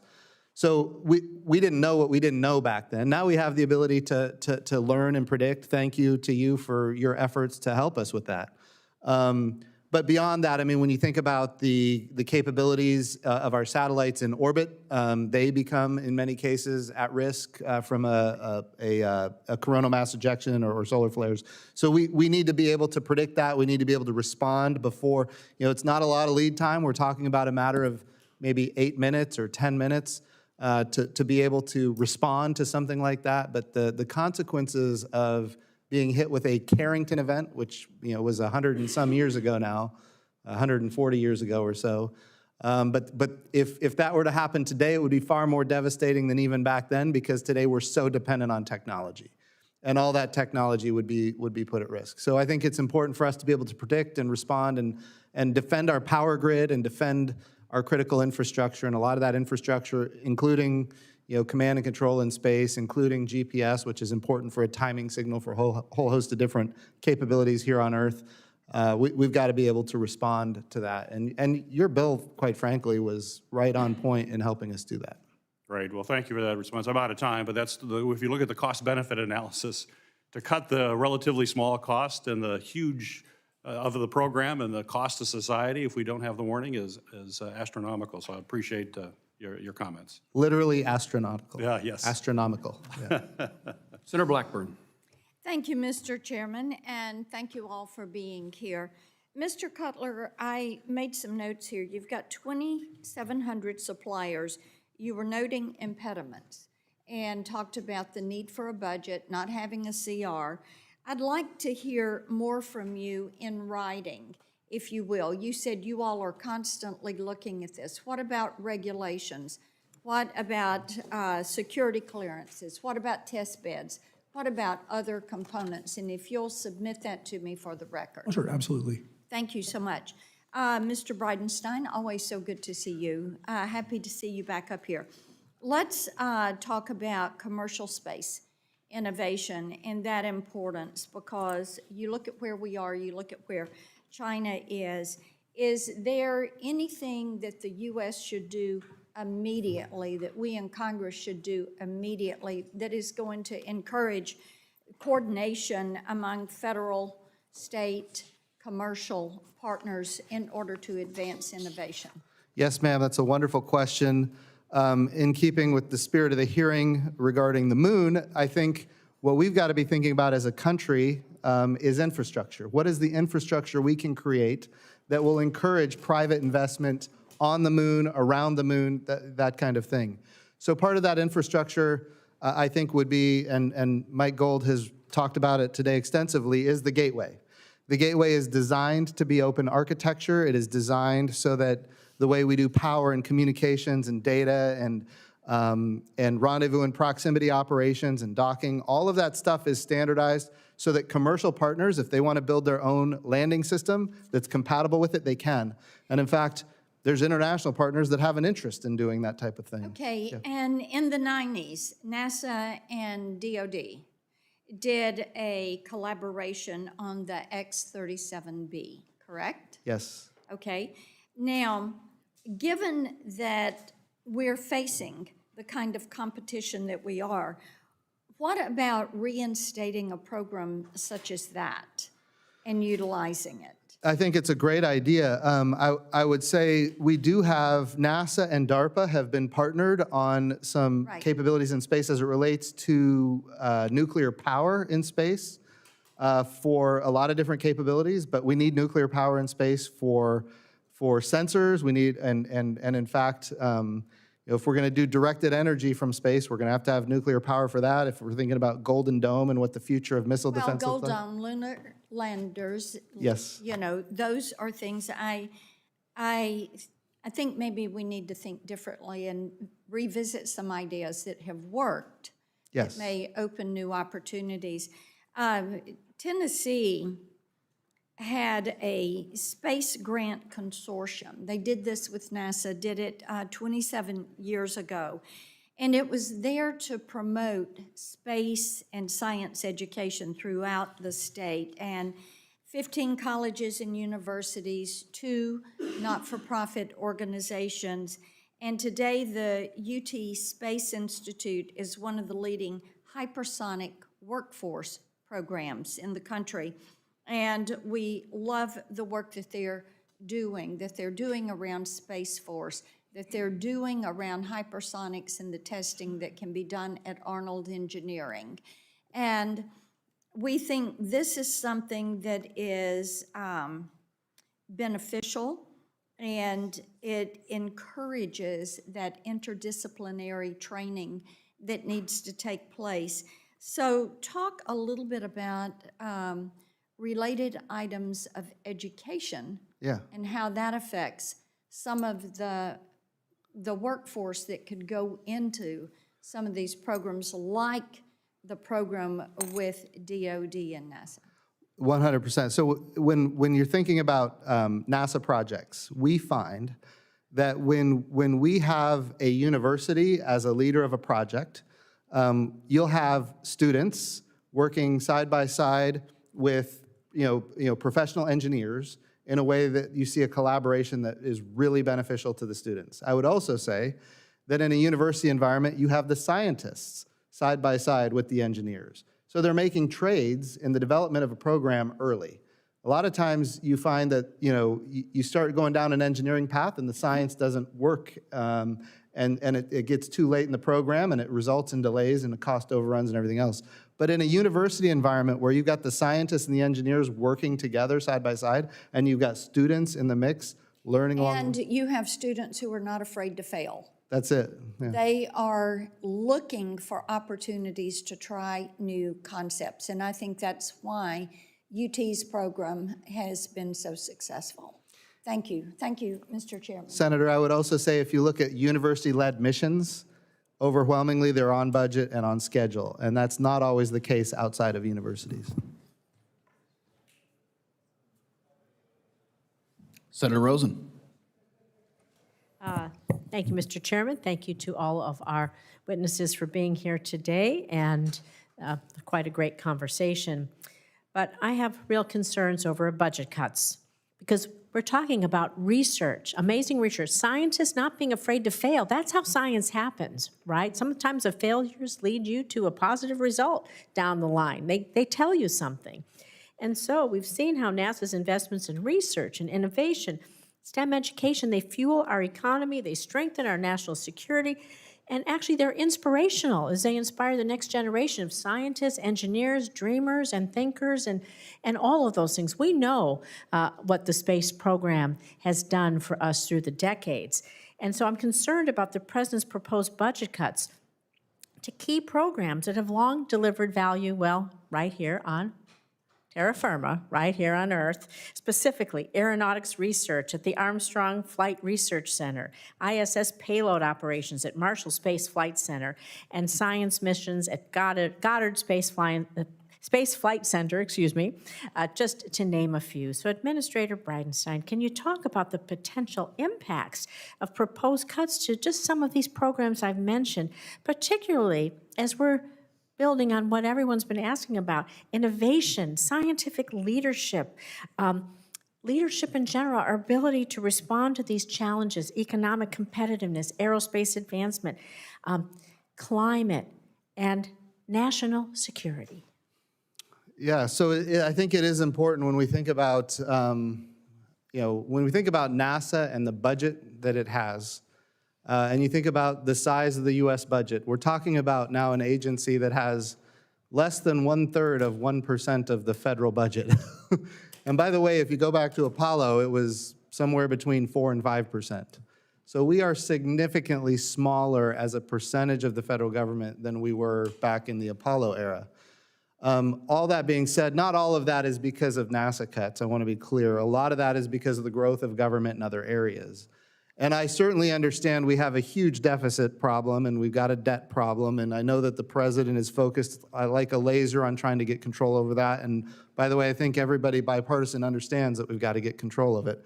I would also say it's really hard to balance the budget when you're talking about cutting a few $1 billion from an agency that has less than 1/3 of 1% of the federal government. But I would argue with you saying that the economic development, the inspiration, I'm a child of the 1960s and 70s. I watched them walk on the moon. I know people that went into careers because of what they saw, and that still happens today. And so I would argue that there's probably a pretty good return on the investment. But we have a lot of other questions, so I'm going to just try to move on in my 2 minutes, because I want to ask you again about the future, this time of space stations. Because the request for proposals for phase 2 of the commercial low Earth orbit development program, it's expected to define NASA's level of investment and commitment, awarding contracts to 2 or more commercial providers to ensure redundancy and competition for services. That is essential for driving innovation. Competition drives innovation and economic growth. So given your previous role at NASA, again, Administrator, can you speak about the critical need for these providers to be operational before the ISS deorbits? We can't wait to have nothing up there. Yes, ma'am. And then hope we're going to get something there. So how do we ensure the timely development and deployment of these systems? I think it's important to note that we need to have space stations that can, in effect, replace the International Space Station. When I say that, I mean space stations that are fully mission capable and have a permanent human presence in space. The capabilities and technologies that come from human spaceflight are significant. We've talked about some of them today when we think about pharmaceutical development to treat diseases that have never been treatable before, regenerative medicine, the ability to print in 3D human tissue, to grow in 3D human tissue. All of these capabilities, if we don't stay in front of it, our greatest competitor, China, will, and our international partners will join them in that effort. So it is important for us to have fully mission-capable space stations that can replace the International Space Station. And I would also say, when it comes to advanced materials, whether we're talking about semiconductors or we're talking about hypersonics, microgravity is critical to all of these capabilities, and we're at risk if we don't have a fully mission-capable system, and if we don't have a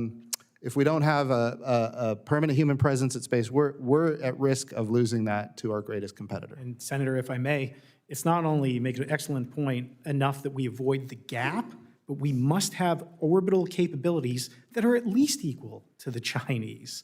We have to avoid the gap and make sure that we are equal or superior in LEO for all the reasons Jim just mentioned. Well, thank you. I think investing in innovation research, public-private partnerships is really important. Thank you for your time today. Mr. Bridenstine, is that a Bill Nye approved beverage you have there? I don't know. Diet Mountain Dew, that's a first. I'm guessing not, but He's shaking his head. So yeah. I grew up on Bill Nye. So I'm a child of the 90s, so I grew up on Bill Nye. Senator Young. Thank you, Chairman. Thanks for our witnesses for being here, and good to see you again, Congressman. As many of you know, Indiana has deep roots within our nation's space exploration history. Purdue University likes to call itself, I think fairly, the cradle of astronauts. I was up there actually over the weekend with some family members, and you see a lot of banners. They advertise that to those who visit the community. They inspire many of us, including the students, with their 27 astronaut alumni, including Neil Armstrong, the first man on the moon, who was a Boilermaker. So this is, of course, an effort to boast about my state, but it's also to highlight the opportunities, I think, that many U.S. universities provide to our young scientists and our engineers. So as we look to reauthorize NASA, partially authorized through the CHIPS and Science Act, I'm proud to say, just a few years ago, I believe it's crucial to focus on implementing strategic investments in research to not only secure our STEM pipeline, but to maintain a competitive edge in scientific research and development, which will eventually lead to commercialization and deployment of new technologies to bolster our space exploration. Mr. Gold, thank you for your testimony and for highlighting the groundbreaking microgravity research that Redwire is advancing aboard the International Space Station. This pioneering work, the world should know, is anchored in Greenville, Indiana. It not only strengthens our state's economy, but it also underscores the state of Indiana's growing leadership in space innovation. Mr. Gold, could you speak to how space and biotech, also something associated increasingly with the state of Indiana, are converging, and share your vision for the future of microgravity research in Indiana and beyond? Thank you so much, Senator. I believe you've been to our Greenville facility and even launches, and thank you for your support. We are at a point where microgravity and pharmaceuticals are coming together in a way that will transform both fields. In my opening comments, I talked about how we're printing meniscuses, how we're printing live cardiovascular tissue, bringing it back to the ISS, still live. At this most recent launch to the ISS, just a week ago, we launched liver cells, and we will print with liver cells. Drink all you want, Redwire's got you covered, we'll get you a new liver. So enjoy some of that good Kentucky bourbon.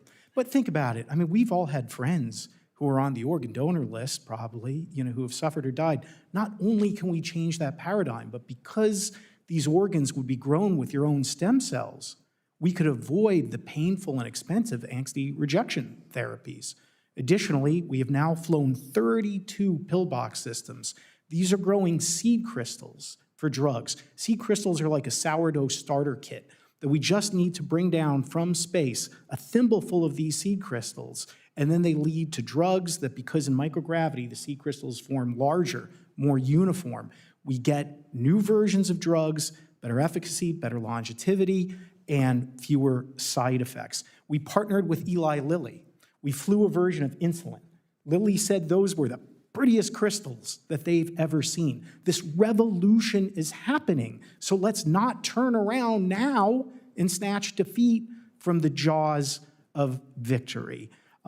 We are about to move into an even larger facility in Indiana, so I appreciate the support and reassure you that the road to space goes through southern Indiana. Well, it's great. It's a road with many arteries, so let me sort of end by being expansive here and inclusive. I think your testimony here today, Mr. Gold, illustrates how parts of our country that people wouldn't perhaps associate as important components to the space economy are ready to go. And they're on the cusp of achieving some amazing achievements scientifically, engineering-wise, and by extension, that will benefit the economies, regional economies all around the country. So these continued scientific investments through the CHIPS and Science Act, by reauthorizing NASA, et cetera, are critical. And I say that to a lot of my colleagues, but I also want the administration to know it's okay to have a pause on research funding, but unless they present an alternative plan to fund some of these research projects that collectively benefit all of us and are not internalized into individual companies, then we're really going to be missing the boat. I would also say, just to add here, and now I'm over my time, but we do that in the Senate. I would also say that our adversaries aren't slowing down. Now, I received this, so it may be a little choppy here, about 30 seconds before I started speaking, but little social media post pertaining to a comment that Vladimir Putin just made. This was overheard, as I understand it, by a Chinese state media broadcaster. And evidently, Vladimir Putin walking towards Tiananmen Square for a parade. His translator could be heard saying in Chinese, biotechnology is continuously developing. Translator added, after an inaudible passage by Putin to Xi Jinping, human organs can be continuously transplanted. The longer you live, the younger you become, and you can even achieve immortality. So these can seem like things that are abstract and removed from the daily lives, I know, of my own citizens, but they are here and now. And we don't want our adversaries to get ahead of us in these areas of science. So all of you are testifying to things that will continue to, that I know my constituents will find compelling and lead many of us to continue investing in these critical areas. So I thank you. I appreciate, Senator, if I can make a plea, we will lose the momentum, if not these capabilities entirely, if we drop from 4 to 3 astronauts. And we need the Senate to stay on NASA and your excellent staff to make sure that we realize these commercial benefits and that America never, never drops below the number of Chinese in space. Thank you. Senator from Colorado. Thank you, Mr. Chair, and thank all of you. This is really a stellar panel, if I could be so graceless. General Shaw, you're former deputy commander of Spacecom, and you know better than most the threat that China poses to U.S. national security, our interests in space especially. China's capabilities in this domain are accelerating rapidly, the result of what you noted in your testimony, a complete fusion of civil, commercial, and national security expertise. What is your assessment of the threat from China over the next 4 to 5 years, especially in light of their, as we just heard, the cozying up of Russia to China? Thanks, Senator. First, let me, just from a purely military perspective, what we have seen China do over basically the last couple decades is look at what we've done in space for our warfighters. And I'm fond of saying that our joint warfighters today rely more on space than they did yesterday, and they will rely more on it tomorrow than they did today. That is a curve that continues to move upward. China has observed that. That's exactly why they have developed capabilities to deprive us of our space assets, and why they have built and deployed space weapons. But they've also built their own space capabilities mirroring ours to enable their warfighting too. And so this has been a progression and emulation and a surge. And I recommended the committee, if they aren't regularly getting briefings from the U.S. Space Force S2 on China's capabilities, that it might be helpful to get that classified briefing on what they're doing from a military perspective. We're getting that. It is truly alarming. Now, I'm sure as you saw yesterday, the administration announced its intention to relocate U.S. Space Command, which is fully operational now in Colorado, to Alabama, citing political factors such as mail-in voting, some other things.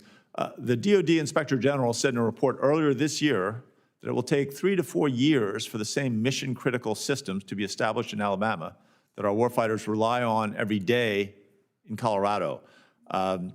Given the threat picture you just shared, what's your assessment of the impact to readiness? Right, we're full operational capability right now.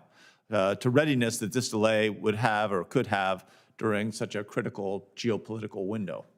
I would just say I know Troy Mink pretty well. He's the Secretary of the Air Force, and he was probably very closely involved in the decision, and that I've known him to be a good thinker on those topics, and he probably made a good recommendation to the president. We'll see. Switching to space debris, Mr. Bridenstine, let me ask you, obviously you know today that we've got over 1 million space debris objects over 1 centimeter, most of them traveling hundreds of thousands of miles per hour, can do severe damage to aircraft, satellites, at that speed, almost anything. The space station's had to conduct 27 debris avoidance maneuvers since 1999. Astronauts had to take emergency shelter as recently as June of 24 last year. Do you believe it's a national security imperative that the United States develops and demonstrates technologies that can remediate space debris? Remediation that's really hard. I think it's a capability that in some cases makes sense, in other cases maybe not. You mentioned items that are 1 centimeter and bigger. When you're talking about objects that are 1 centimeter and bigger, the cost of going up to space to remediate or bring down something like that it's extraordinarily expensive for the return that you get. If we can see it and we can track it, remediation probably is not the right approach. But the alternative is if you can't see it and you can't track it, you wouldn't know that you need to remediate it. So it is a double-edged sword here. I would tell you the cost is really expensive. I would say what we've got to do is instead of remediate, we've got to mitigate. We've got to make sure we're not putting more debris up there. That too, I agree with that. And then I also think we've got to be able to have space situational awareness, space domain awareness, and we've got to be able to maneuver. I think it's critically important that we increase our ability to maneuver. And I will also say that here's the challenge that we face. We're putting so many satellites into the same orbits. We're talking about tens of thousands of satellites going into one orbit from one company in one country. Well, you start adding another company that wants to do it, another company that wants to do it, and another company that wants to do it. And then you start talking about, well, Europe wants to have their own LEO, low Earth orbit mega constellation, and China wants to have its own low Earth orbit mega constellation, and each of them have numerous projects that are, there is no organizational system around it that will prevent us from getting to what eventually is the Kessler syndrome. Right, no, I got that. Yep. Mr. Geller, I had a question for you as well, but I will put that off into the written since I'm out of time. But I do think that some of the stuff like the MAVEN mission out of the University of Colorado Laboratory for Atmospheric and Space Physics, collecting essential data about, atmosphere on Mars and really getting into that deep research. There are a lot of things that we need to discuss about that. I'll put that off till into the written. Let me just say, Senator Redwire is happy to be in Longmont and Littleton, Colorado. Thank you. Well, it's my turn, and I actually wanted to be an astronaut as a kid. Was my dream. Went to Naval Academy, which has produced more astronauts than anyone else. Unfortunately, I wasn't smart enough, so I became a senator instead, which I fit in perfectly now here. But Mr. Bridenstine, you made a comment earlier. We didn't know in the 1960s. We didn't know a lot of what we face as far as just the physics, the science of the universe, literally, that we were operating in. And, it was just about 8 years from the time the first flight from Alan Shepard to when Neil Armstrong set foot on the moon. And in 8 years, we went from zero space flight capability to literally sending humans to another planetary body and bringing them back safely, which, as you remember, was Kennedy's initial writ when he laid out that vision. And, right now, this smartphone I carry and you all, I'm sure, have in your pocket has 10,000 times the computing power of what the Apollo 5 rocket had on board as far as its guidance systems and ability to determine its navigation routes. We have computing capabilities and knowledge of the cosmos that far outweigh anything we thought we even could ever know in the 1960s. And yet, we look at what our capabilities are now, and other than some bright spots like the James Webb Telescope and others, for the most part, we are far less capable at star voyaging today as a nation than we were 50 years ago. And for a decade, we were paying the Russians taxi fare to send our own astronauts into space. I mean, if you went back and told Reagan and Kennedy that, hey, in 50 years, we're going to be paying the Soviet Union $60 million a seat to take American astronauts to outer space, they'd laugh in your face. There's no way they'd believe you. And as a lifelong space enthusiast and someone who truly believes that not just our national security, but our economic security, our fundamental stability as a nation does depend on our ability to continue to lead in space, I'm very, very concerned about what the next decade looks like. And I'm very concerned that the bureaucracy of NASA, of which I love NASA, I'm a supporter, but we have to be honest with ourselves, is the bureaucracy of NASA positioned to give us space dominance in the 21st century? Just like we're seeing in the DoD right now. Our legacy industrial age acquisition infrastructure is failing to keep pace with China. They build ships 200 times faster than we do. The Chinese are putting more satellites into space every day than we are, every month. We're looking at the ability for us to innovate, iterate, and deploy technologies that we're just not keeping up with the rest of the world. So as we look at systems like SLS, which I agree we need, we look at Orion, we look at the Spaceliner, and we say to ourselves, is our acquisition, engineering, and development processes within NASA up to the task?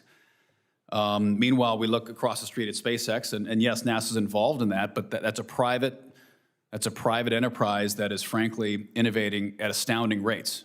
Starship's flight last week was a wonder to watch and incredible to see what's happening there. So assuming we all agree, which it sounds like we do, that we want America to lead the next space race, is NASA, as it's currently configured, obviously it doesn't have a leader right now, hopefully soon it does, but is NASA, as it's currently configured, ready to lead that race, or do we have to rethink how America structures our space program?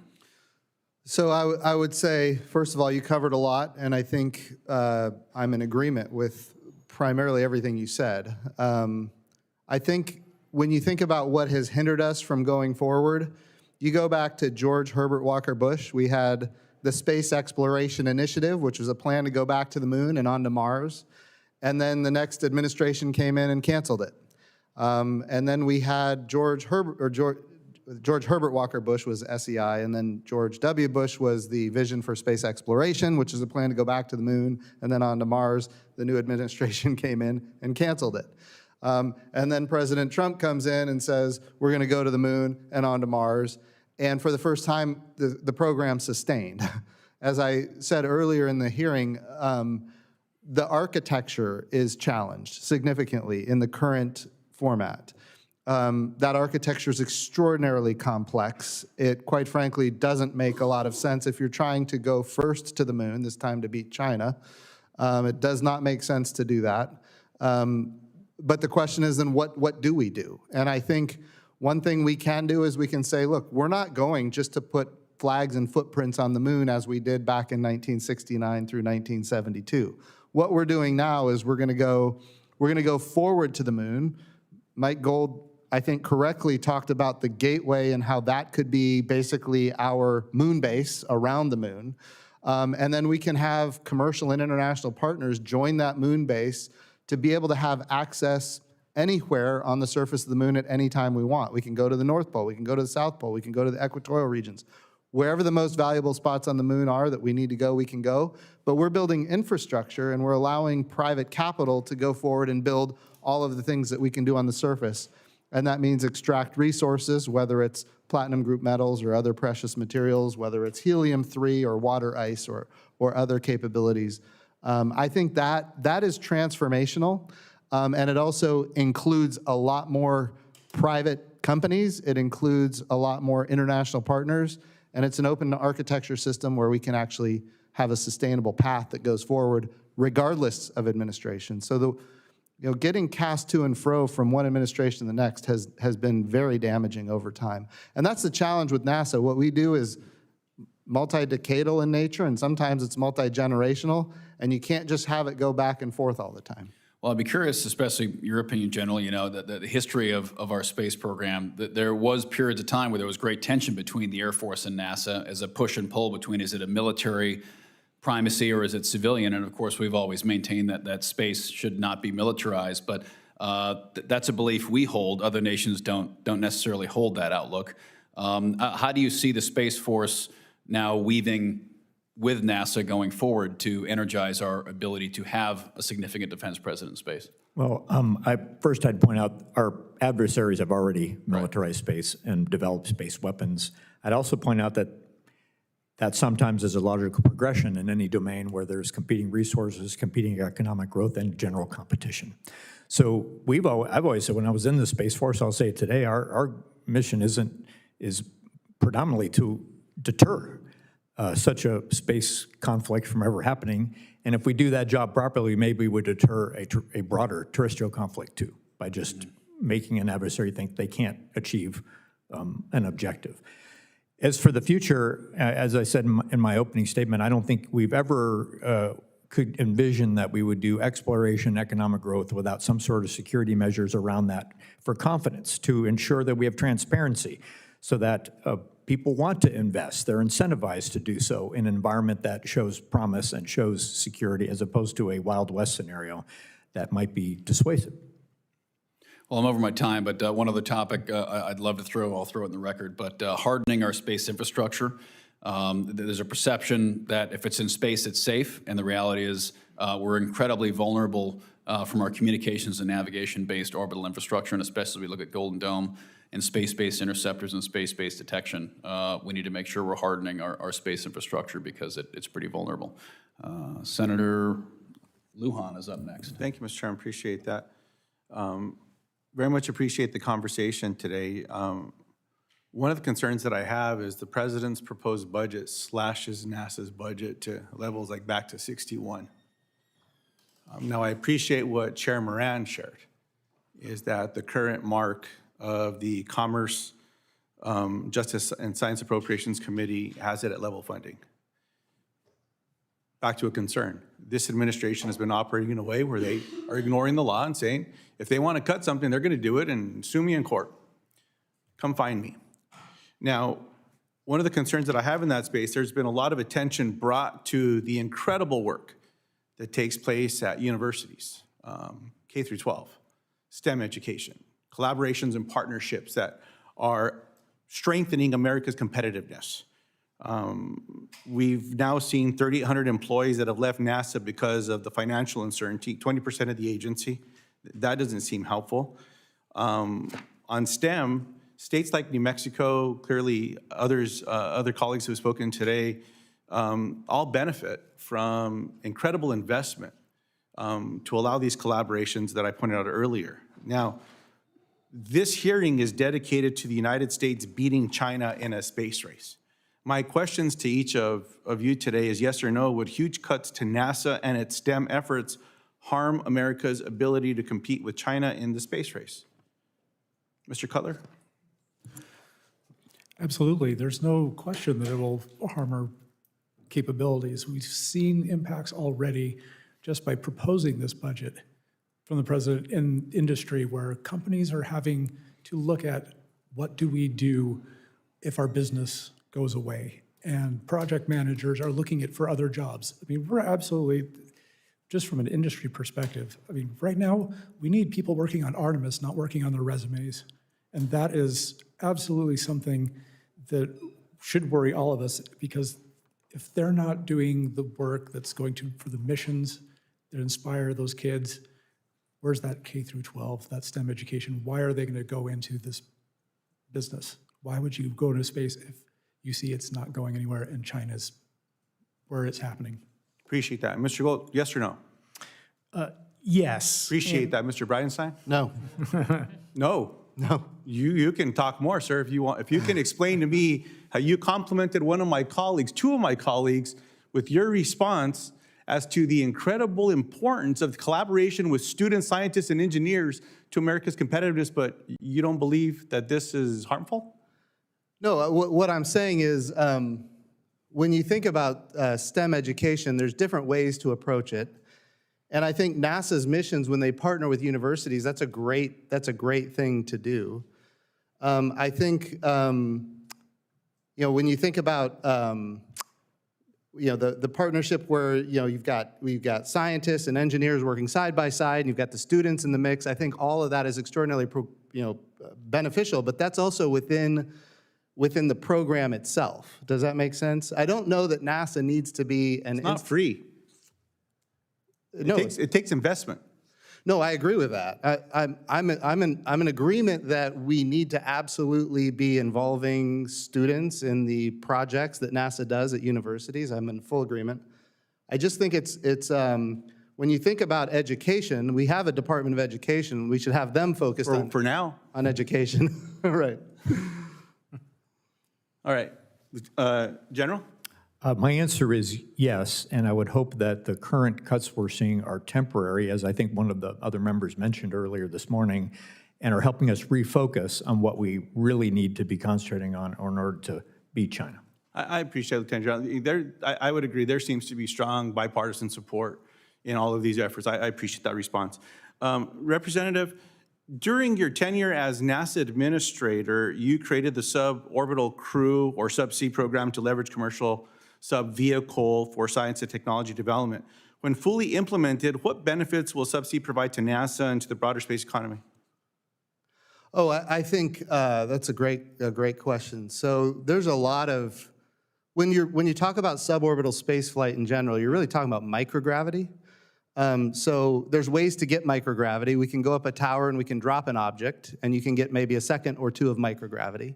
Then we can put things on an airplane and put it on a parabolic trajectory, and you might be able to get 30 seconds to a minute of microgravity. Then we can go to suborbital space, and that's where I think we can have even more benefit, because you can get 4, maybe even 5 minutes or more of microgravity. And all of that enables us to do research and development on technologies and capabilities.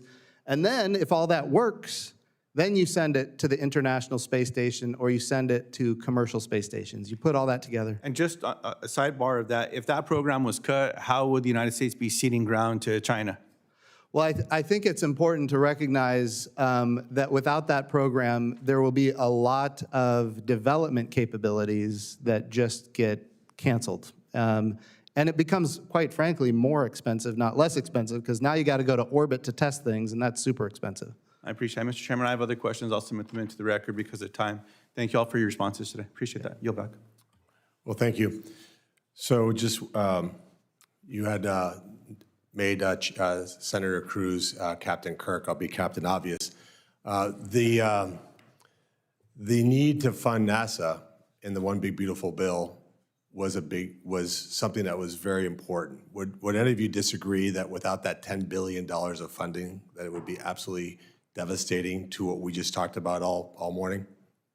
All in agreement? In agreement. And again, just want to point out there wasn't a single Democrat that voted for that bill. I think that I just want to make sure that's crystal clear on the record. So as important as we all said that is, as important as we say this is bipartisan, yet when the bill got presented, it was 100% of the Democrats voted against that bill. Let me just also say that when we talk about sequencing, how do we get to the moon? How do we get there before China? As I'm still the optimist. I think we can get there before China gets there. And there's sequencing that has to happen. Something has to happen before something else. And if we're going to have moon exploration, Mr. Cutler, you're going to be in Ohio next week. I'm sorry I will miss you there. I'm sure you're going there because you're going to celebrate the massive victory of Ohio State versus Texas. But while you're celebrating that victory, talk about the importance of nuclear fission and the importance of really developing that program. Well, first of all, I'm sure they're still celebrating.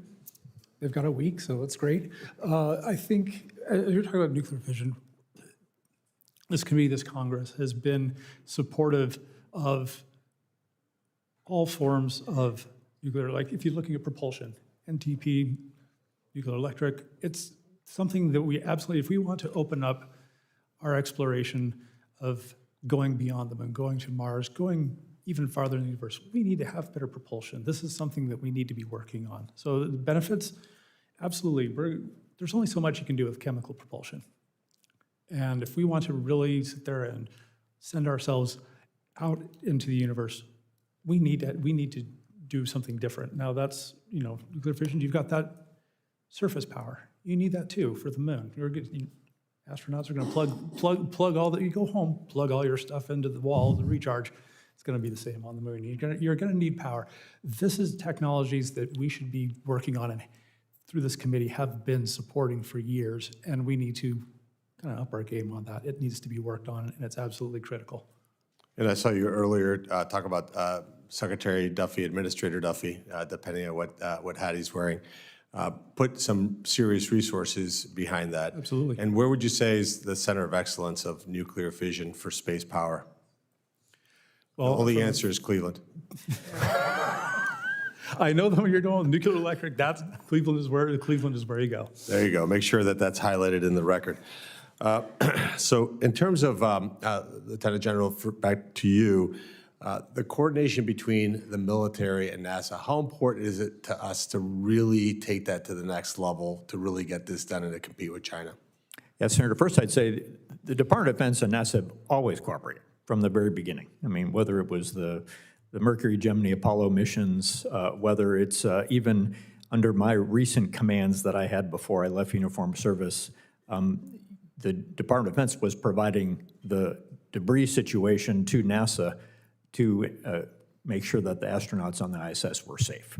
And we actually had NASA representatives in the Operations Center at Vandenberg Space Force Base, where I was the commanding general, that watched that continuously, communicating with Houston and letting them know if a maneuver would be necessary for the ISS. So we've been and there are many, many more examples in ways that we've partnered in the past. Those will only become more important as we look to put a permanent human presence in the lunar environment, as I expect there will be parallel efforts for commercial capabilities in the lunar environment that may or may not involve humans, but they're going to do the sorts of things that some of my panel members have mentioned here before. And it's not just the lunar environment, it's the entire Earth-Moon system. Again, you don't get economic growth without security as well. And I do think as the Space Force matures, in addition to all the things it needs to do today to enable terrestrial warfighters and protect our capabilities in space, it's also going to involve a mission that provides awareness of hazards, awareness of threats, and a transparency in space that enables all of these activities. We're going to see that happen. It's happened in every other domain. The U.S. Navy and U.S. Coast Guard have done it from the very beginning in the maritime domain. You will see the U.S. Space Force do it in the future. That's right. And obviously, taking that to the next level is critically important. And I'll wrap up the last question with you, Mr. Bridenstine. When you were the NASA administrator, you visited a lot of places. What was your favorite place that you visited while you were NASA administrator? There's only one answer there. Cleveland, also. Cleveland Ohio. is the right answer. Perfect. That's good. And if you could end with us, how important is it for us to unleash the private sector? Because we talked about a lot about competing with China. Yeah. And certainly China is a model. It's not the model I choose. It's not the model we would ever want to replicate. And I think the advantage we have is that we have this strong, thriving private sector. How do we really integrate that to accomplish the mission that we all want? I think that's a great point and a great question. I think we've got to, as an agency, NASA needs to build infrastructure that the private sector can see how they plug in and benefit from it. And then you get these naturally forming public-private partnerships. For example, the Gateway, if they can see themselves plugging into the Gateway, they can utilize it. They'll make investments to do that. When I was at NASA, we created commercial low Earth orbit destinations. Of course, that's a capability to replace the International Space Station. We created commercial lunar payload services. That's a way to get landers to the surface of the moon. We have a commercial landing system for the moon. I will tell you that the architecture for that is extraordinarily strained, but I think it's an important capability, and we need to have as much commercial as possible. I will tell you that when it comes to commercial, we've got to make sure, and I said this a lot when I was at NASA, the only thing worse than a government monopoly is a private monopoly that the government is dependent on. So when we think about commercial, we have to have multiple providers that are competing against each other on cost and innovation and safety, and each of those providers has to go get customers that are not NASA. And if they're willing to do that and capable of doing that, then we can have this very robust, capability, this marketplace that I think will be thriving. But I think we got to be really careful about how we frame that. I appreciate it. Well, I appreciate it. Sorry, Mr. Gold, I didn't ask you a question, but you're the most enthusiastic witness in the history of the Commerce Committee in my time in the Senate, by the way. So let me be briefly enthusiastic for Cleveland, not only great in nuclear, but the leader in solar electric propulsion on the PP on Gateway. So thank you for the support, Cleveland and Glenn. there you go. And as we're working through the Commerce Appropriations budget, let's make sure we keep that all at top of mind. But I want to thank all the witnesses for their testimony today. Senators will have until the close of business on September 10th to submit even more questions for the record, if that's possible. Because in the Senate, not everybody's made a point. Points have been made, but not by everybody is the mantra around here. So we'll see if you get more of the same questions. But the witnesses will have until the close of business, September 24th, to respond to those questions. And this concludes today's hearings. You guys, your stamina, 2 hours, fantastic. And the committee is adjourned. Thank you.